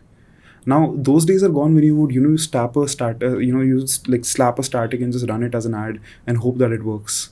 The time has come where you have to have the statics carousels, you have to have the reels in the same exact consistent fashion. Yeah. Otherwise, if you don't have that, right, if there's inconsistency of any sorts, So then you need the brand guideline. brand guidelines are necessary, but the brand guidelines which are icky, which go against finding metrics, is what I have issues with. So that is definitely there. Of course, it's necessary, but it's also brand guidelines, also where the brand managers finally have a say in something. Harsh. Yeah, sure, harsh. No, I think that's, to be honest, the reason is because we don't teach marketing, no? We don't teach. Yeah, dude, that's fucked Nobody up, teaches dude. marketing, Nobody to be teaches honest. So marketing. you're expected to learn on your own and become as good as you have to dude, be. and like that is also very subjective. You wish that you learn marketing for the right people. Otherwise, if you learn from the wrong people, you're fucked. Your career is fucked. 100%. Also, how you learn. Are you starting at performance? Are you starting at creative? Are you starting at outdoor? Yeah. All of it influences your thinking. So the only way to become good is to consistently just keep learning every day, thinking it's your day one. And more than that, the multiple companies have come and tried to teach marketing. I still struggle to believe that they've done a great job. Like? Take Masai. Now, again, I'm not saying that Masai is bad. There are multiple edtech startups, Newton hai, Masai hai, Growth School hai, multiple companies are there. And sure, they're teaching something. But I've had my own team members buy their workshops and courses. You know what they complain of when they come back after watching? Everyone has a fucking complaint for some weird reason. They go like, kuch naya nahi seekha humne. I have a genuine question, and this is more to deal with. So my generation used to spend a lot on value-added courses and certifications because for 2 reasons. One is it's a value add on top of the learning that you have. So somewhere it nudges you and you might think, but there's some value add in trying to nudge you in one direction. Second thing is it helps you, it's a flex on your CV to just show your internal management systems that you're learning, or you're trying to sort of on the back of that get ahead and get a promotion or whatever that might be. I genuinely don't think courses help. Like I have not met a single guy in my life who has taken a course and I've gone like, oh wow, he knows his shit now. Absolutely not. So when I see your generation who flocks to it and the kind of purchases that you guys do to learn whatever it might be, right? Different kinds of courses. Like I'm trying to think, where does that come from? That sense of validation that this can help or this is necessary. Where do you sort of pick that up from? We pick that up from real life experience because my generation has probably the lowest belief in colleges and degrees and certifications and acumen. And when I say that, I'm speaking from a privilege. Most people are still sitting as trainees in TCS and Infosys. Most people are still doing their courses that their HR suggested that they should do. That's the ground reality. But like when you go into the upper echelons of marketing, when you go into the tier 1 echelons of marketing and culture, right, where like the most cream of the cream crowd is there, you'll realize these guys don't respect colleges. Unless it's an IIT. Yeah, but nobody respects colleges in that sense. Even I don't. Even IITs, I don't, to an honest degree. Reasons because it's all simulated environments. It's classroom. It's not going to really help you, right? So again, that is what I'm saying. Ki a majority of at least my generation has focused a lot more towards actual real world assistance. To certain degrees that we have had Masai come in and Masai going like, and Newton also going like, you know what guys, until you get a job, don't pay us. Like it's gotten that bad. It's that fucked up that people can't get a job. That yeah, they because can't everyone's pay being taught the same thing. So it's no different from school. So I think that, and I discuss with so many of my friends who are either teaching with edtechs or doing marketing for them. And this is my fundamental belief, which is schools and colleges are inefficient because they're simulated environments and they don't teach you the real world nuances. I think the edtechs today are selling your solution on the back of that failed experience, but are no different from that either. So I think if someone has to learn and make a difference, they will do it regardless of a course. And if you need a course to nudge you in the right direction, sometimes, yeah, I've bought books. I've learned more from books than I've learned from any educational material I've paid for in my life. I just think that the way the world is structured today, where information is so freely available, like you won't believe this. I spent 18 months before starting Virality researching on internet, on free content, the different models of agencies, what kind of services they sell, pulling out their balance sheets from Zubacorp because they file taxes in the country and you can get that. Most of the larger firms are listed on stock market, so you can look at their statement, the shareholder messages they put out. You have so many sources rather to learn from that you don't need to take a course. Like I've never paid for a single value exchange of information. Like if like there are people who sometimes you want to meet and talk because you just want to exchange thoughts. And I've had this big CMO guy once. And I reached out and said, hey, I want to do a call, just want to explore synergies, want to know how you think, how I think. Maybe there's some benefit in both of us. And I'm not pitching you my service. Yeah. He's like, cool. He sent me a link. I had to pay $500 for a 15-minute call. I said, fuck off. Like, not doing it. It's not worth that much also. Like, I respect the fact that you want to price your time. Like, I don't feel it's needed to be paid. So let's not do this conversation. It's fine. So I think I lost nothing from that. Like, no regrets at all. So I don't get this. I get why someone's selling it because it's easy business, but I don't get the rush to buy it. I'm not, because I just feel that people are lazy to explore and hence want to quickly take something that comes their way with marginal levels of validation because it drives hope that, oh, you know what, this course is going to save me and it's going to help me to become better. Yeah, bro, India's job market is just running on hopium at this point. People take courses, people take upscaling, they do this, they do that. Yeah, all you have to do is just drop a LinkedIn DM to some guy who is senior to you in a different company. And just ask that guy for help. Fuck, ask your own seniors for your help. Ki bolo ki, can you spend 30 minutes on this problem? They will happy to. Like, why do you have to buy courses and all that? I also have the same feeling, but at the same time, it's nice business here. Yeah, of course. It's a good business, and it's also more than that. It's like, see now, people buy courses because it cuts short the time that you take from going from point A to B. That's why they purchase that thing. If point B actually exists. The problem I've consistently found with EdTech is that you're selling a product that never gets dispatched. If your outcome is that I'll get a job, I'll get a raise, that outcome is very uncertain. Outcome is dependent on you. Yeah. Imagine getting a product in your hand that is dependent on your personality. I'll order it from Flipkart and it will arrive based on my personality. Why would I pay for it? It sounds to me like people don't want to take accountability for their own life. Yeah, people don't want to take accountability. That's actually true, man. No matter what you do, people don't want to take accountability. Be it employees, be it, people in your life. Yeah, people don't want to take accountability because it's expensive. It's mentally exhausting. It's mentally extensive for them to take accountability. They want a shorter path to it. They want to purchase convenience. Let them purchase convenience. It'll only grow our economy at the end of the day. No wonder so many people depressed. Huh? No, because I think at the reality hits you later on. It punches you rather at some point in time in life. And you realize, oh shit, this is not what I thought the world would be. I think your journey starts after that. Until then, it's just preschool. Every day is a preschool, man. Probably. There's a great quote. My head of creative said this to me last week. He said, until you're 40, it's just research. Yikes. What after 40? Because creative people are typically known to mature after, no? If you take a look at any of the great writers, directors, and even in the world of film, art, culture, music, intersection of all of that, they've had the great peaks come after 30, 40. Very rarely do the geniuses come in 20s. Actors maybe, because I think they are required. So they have to have that appearance and figure early on. Yeah, but behind the scenes, you rarely find crew members in films and in music. And music also you do, because I think that's also different, because I think that craft appearance can come matters.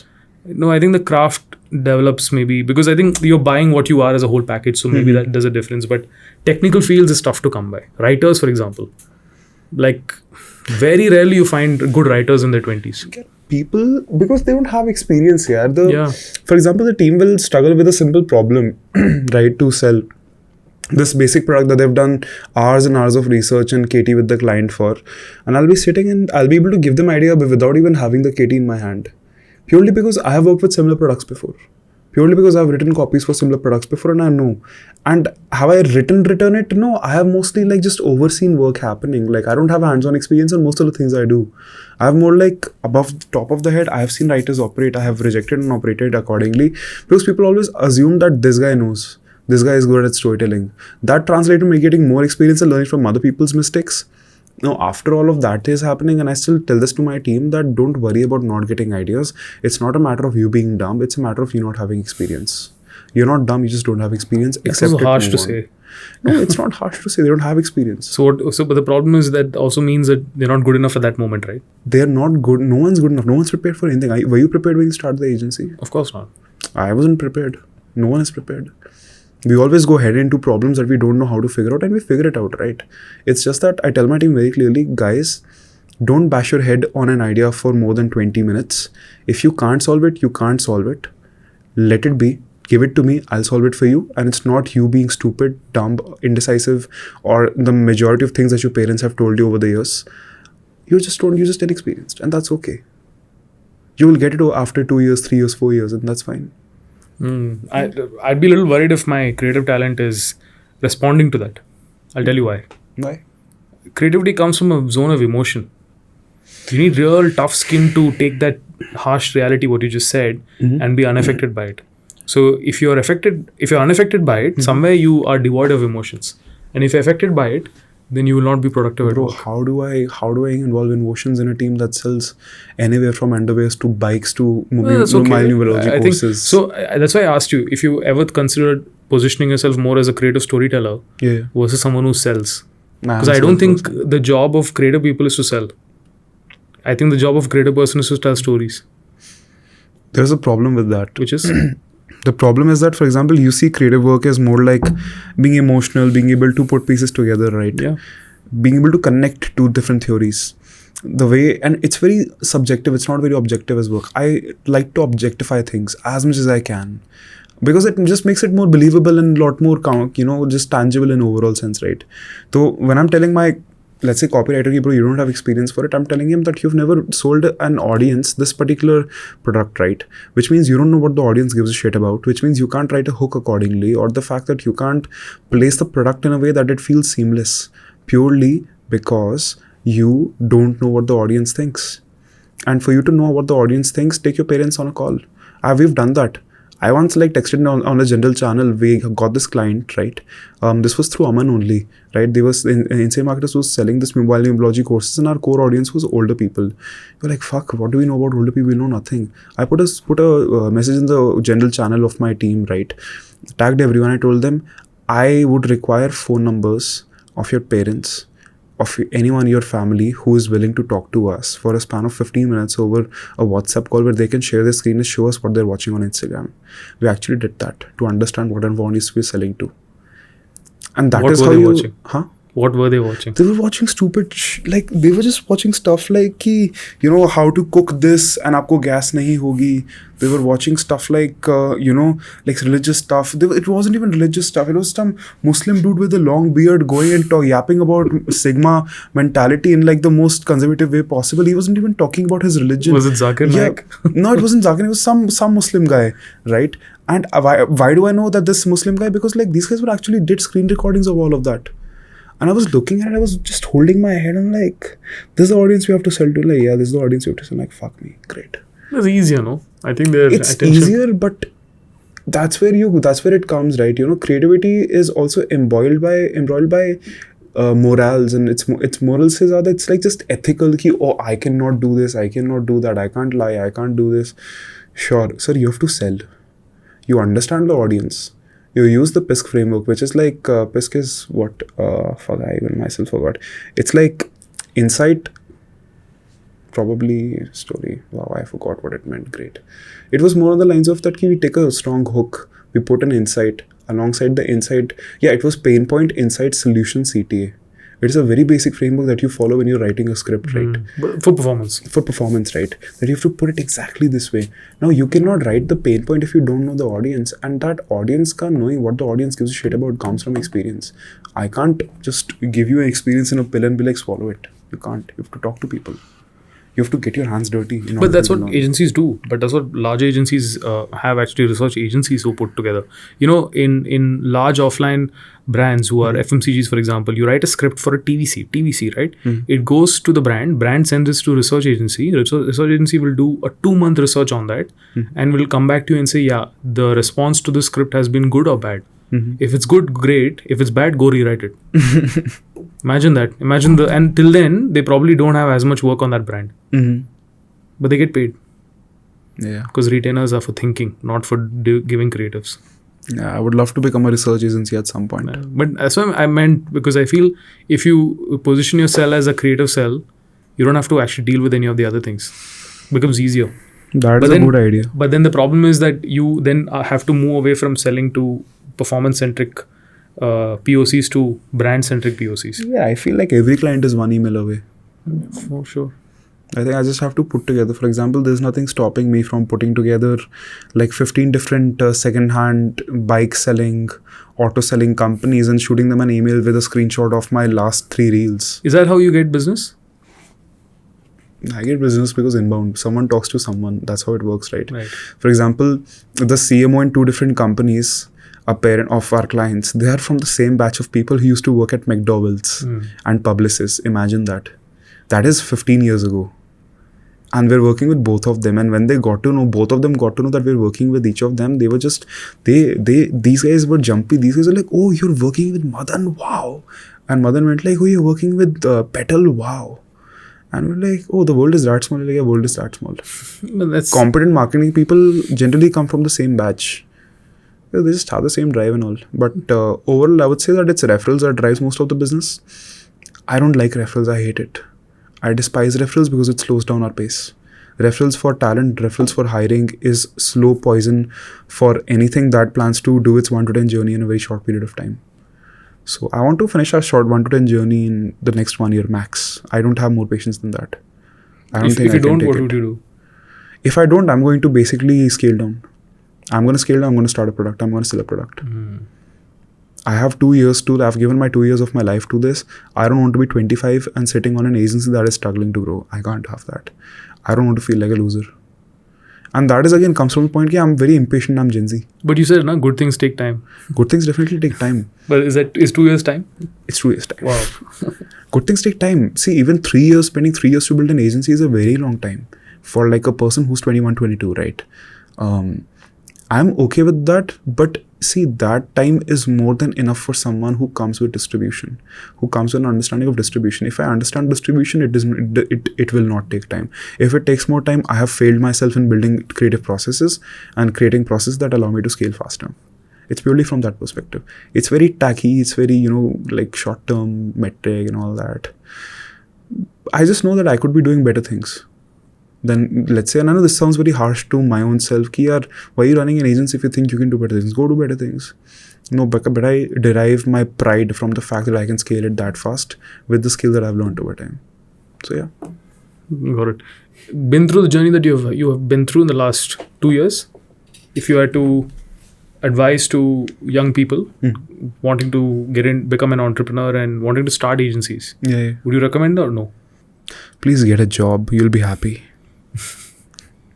Don't run an agency unless you can imagine yourself eating glass every day for the next 5 years.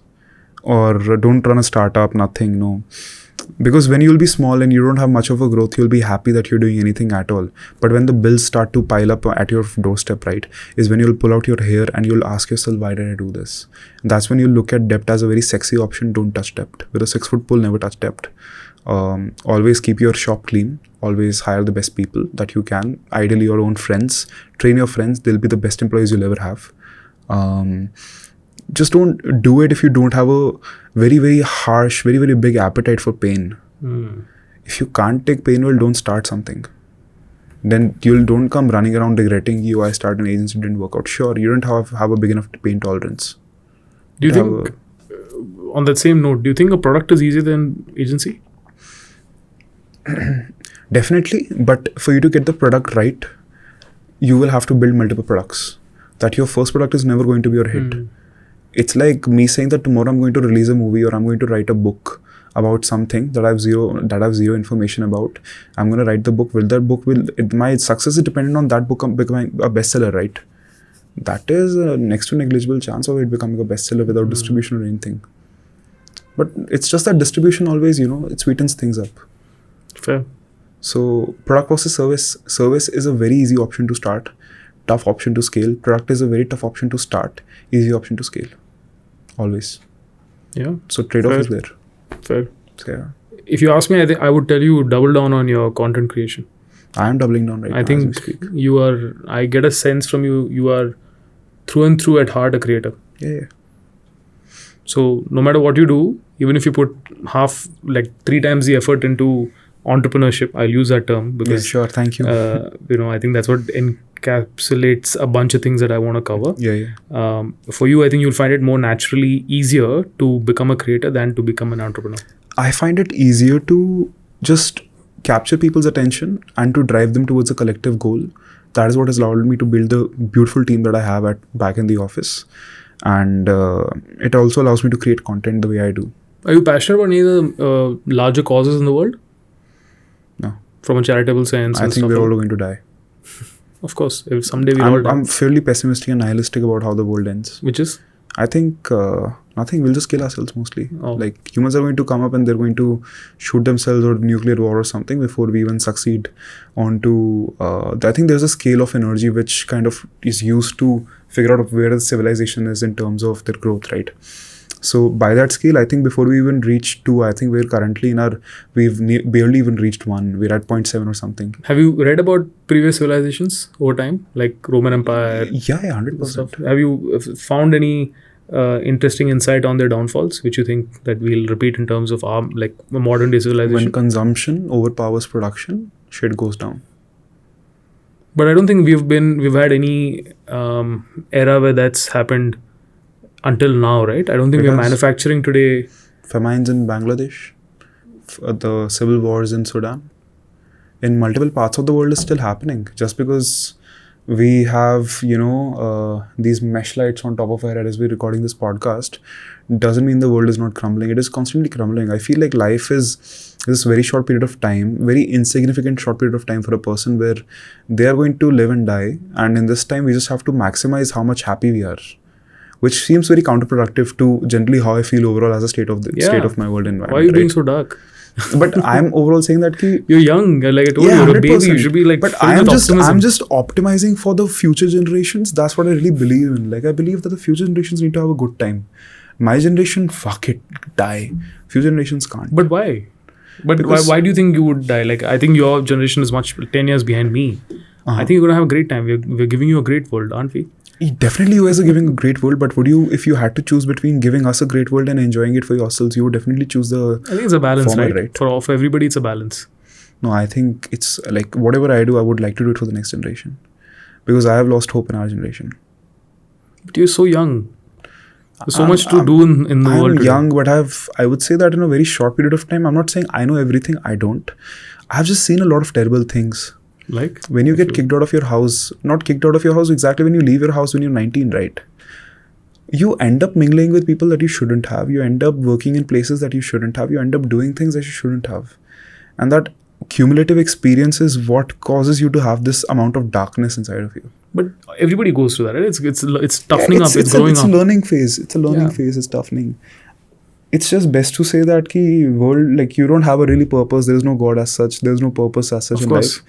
It's just that you're alive. Try to maximize your happiness as much as you can in this journey, even if it requires working your ass off in your 20s so that your family can have a nice, safe place to live in your 30s, 40s, 50s, 60s, 70s, right? I would optimize for the future any given day. But you can say this in a very nice way too, and you could brand this as a very positive thing. Yeah, which is, talking about creating a purpose and a mission for your life, and then spending all your time chasing it. And then I'll sell a course on it. Yeah, that could also, I hope not, but I call everyone sells a course something, SOS. Snake oil salesmanship. Yeah. I think everybody's going to, it's the easiest way to make money. Yeah. I used to hate those people as well. But after a point of time, I just accepted the fact that it's a way of business. What's more important? How much money you make or how you make it? Definitely how much. Definitely how much. How you make it works. But how you make it, your impact is also limited at the end of the day. Sure, you did some bad things, right? You committed some B2B fraud. But then after that, you can expand your impact. You could start your own foundation because you don't believe in philanthropy through others, right? You start your own foundation to spread that money back to the places. You could do philanthropy to your college and school. You could go back and teach kids. And I would prefer, if it wasn't in my control, I would always prefer teaching for free and to control the environment where people are being taught rather than charge them boatloads of cash any given day. I'll get better completion rates. I'll be excited to see where you are in a couple of years. Nice. I feel you're evolving fast, so you will have. I know the stage where you're at. I remember being in my early 20s, having a image of how the world should be versus then how it ends up being, and then there's the third phase. What was the difference? Expectation reality is different. I think I was naive. I thought the world works a certain way. I thought doing good for the society should be the number one mission for everybody. Mm-hmm. You soon realize it's not the case. Everyone has their own shit to deal with in life, and they're occupied with that. And what matters to them is that. And as a function of which, and it's a function of the liabilities you have. It's function of where you are in your stage of life. To somebody who's in a 30, it's different versus 40 versus 50 versus 60. And you'll realize that everybody has a certain world of their own that they're living in, and they're the protagonist of it all. And you'll have to realize that that's the way the world works. Now, once you accept it, you will learn ways to deal with it. And that's what I did. So I think people, entrepreneurs in their 20s, go through that. I think what will happen, and which happens to most early stage entrepreneurs when they're young, is that more often than not, you'll fail. But treat that as a scar and not a loss. Or treat that as a bruise, not a scar. And just get along with it. You'll get better. Just pivot. Life mein pivots hote hain. No. You just pivot in your life. And I think too much of there's a lot of technical jargon in Gen Z's life. Yeah, dude. I think we are responsible for that. Yeah, dude, sure. All the hashtags your generation used, sure, Yeah, thank you. 100%, exactly. So I think just, it's tough, I know, but I think there's a lot of information coming your way. At times you don't know what to take, what not. And I think that's a problem with young people. I'm very blessed and happy that I was not on Instagram till I was 23. Wow. Right? Exactly. And I think I'm saying I'm blessed. Yikes. And I had these two friends I grew up with my childhood. The smartest friends I've ever had. One of them is easily the smartest guy I know on earth. He's now a scientist, works in the US. His brother is one of the leading orthopedic surgeons in the country types. Doctor, engineer, perfect. Middle class ambition, right? Of what you want to make your kids. They didn't have cable growing up at home. They didn't have TV. So all they resorted to were books and real world experiences. and they were incredibly sharp. So I remember being in college, and that's when he got his cable and his TV and stuff. Only thing I saw from them was certain things about pop culture that I didn't have easy understanding, but this was all surface level. But the shows they consumed, the books they read, it was so in depth. Even we did not have TV growing up. That was good. You had Until something 11th else. grade, we didn't have TV. But where were you consuming your short form content? Nothing. You must have done something. There was just stealing my mother's older phone and installing Instagram on it Wow, well, see, in 9th grade. yeah, people did that. Yeah, 100%. So I think I feel that too much information sometimes, coming back to the point, is a problem. So you have to learn how to filter information that comes to you. If you And agree, that's when you take stances. Oh, by the way, do you have a political leaning? I think I'm socially right-leaning I'm socially left-leaning and I'm economically right-leaning, which makes it a very tough place for me to exist, So you're centrist, unfortunately. more or less. Or you'll have stance. It's fine. But that's what most modern day people are. It's more logic driven. That you, on each issue, you will support a different party. Yeah, 100%. And then eventually you'll take a decision based on you'll weigh it up. I would say tier 1 people are the way that tier 3, tier 4 Indian lives. That's what India eats. That's what drives consumption. Honestly, most of it. Tier 1 cities don't drive consumption as much as rural side does. Yeah. It's incredible to know that and to see that. I have read books on it. I've never been to village as such. I've been there but not lived there as such. Mostly lived my life in urban states, right? But yeah, India is different. The way that we see it, no. Did you know that for you to be a top 10 percenter in terms of your income, you have to spend 5,500 and 200 rupees every month? Yeah. That's it. It's nothing. I think you won Bro, I a spent couple of lakhs, 3,000 nothing. rupees on lunch today. Yeah, And you're I from feel- the super premium. Yeah, I feel guilty. I'm like, fuck, man. So that small trace, right? That small little trace is what keeps you above from the existing population. It's kind of crazy. But yeah, different conversation or different day. Yeah, 100%. Is there anything you want to ask me? What is the one piece of advice that you'd like to give from the 10 years of you being in marketing to someone who's watching this? Career advice. No, I mean, career advice, I'll tell you operating advice. Use it the way you want to use it. I feel tenacity is important to succeed in life. What do you and mean by tenacity? ability to take shit every single day and just keep going at it. yikes. Perseverance, right? Tenacious is how soon you react to it. Perseverance is the ability to go through shit. Hard work. I think people keep talking about smart work. It's the most overused word. It's bullshit. I don't know what smart work is. I think if you work really, really hard, then you will learn how to do the work faster, and that by essence is smart work. So smart work can't be achieved unless you work hard, right? From This a craft makes for a good perspective. LinkedIn post. Yeah, from a craft perspective, to be honest. That's that. So you need to prioritize hard work, be humble, learning never stops. So just keep going at it. And yeah, I have this whole thing on my Insta, on my highlights. I put down some notes which I made, I think at 50th anniversary of Virality or so. Still holds good. So I When think did you there's a start series of Virality? things. 2017. Yikes. What did we do before Virality? I spent 2 years in a boutique consulting firm that did cross-border and go-to-market strategy. Oh, Before that, for a business year, consulting. yeah, 18 months before that, I was trying to run my first startup. 6 months before that, for 6 months, I had my job. Before that, I was in college. Mhm. So To anyone who's watching, please check out Saanand's highlights Yeah, on please do. Instagram. I'll tag you in it. See Done, if you sir. wanna reshare that. Done, Would sir. help. I will have This to. is great. Yeah. Thanks for coming and spending a Sunday with me.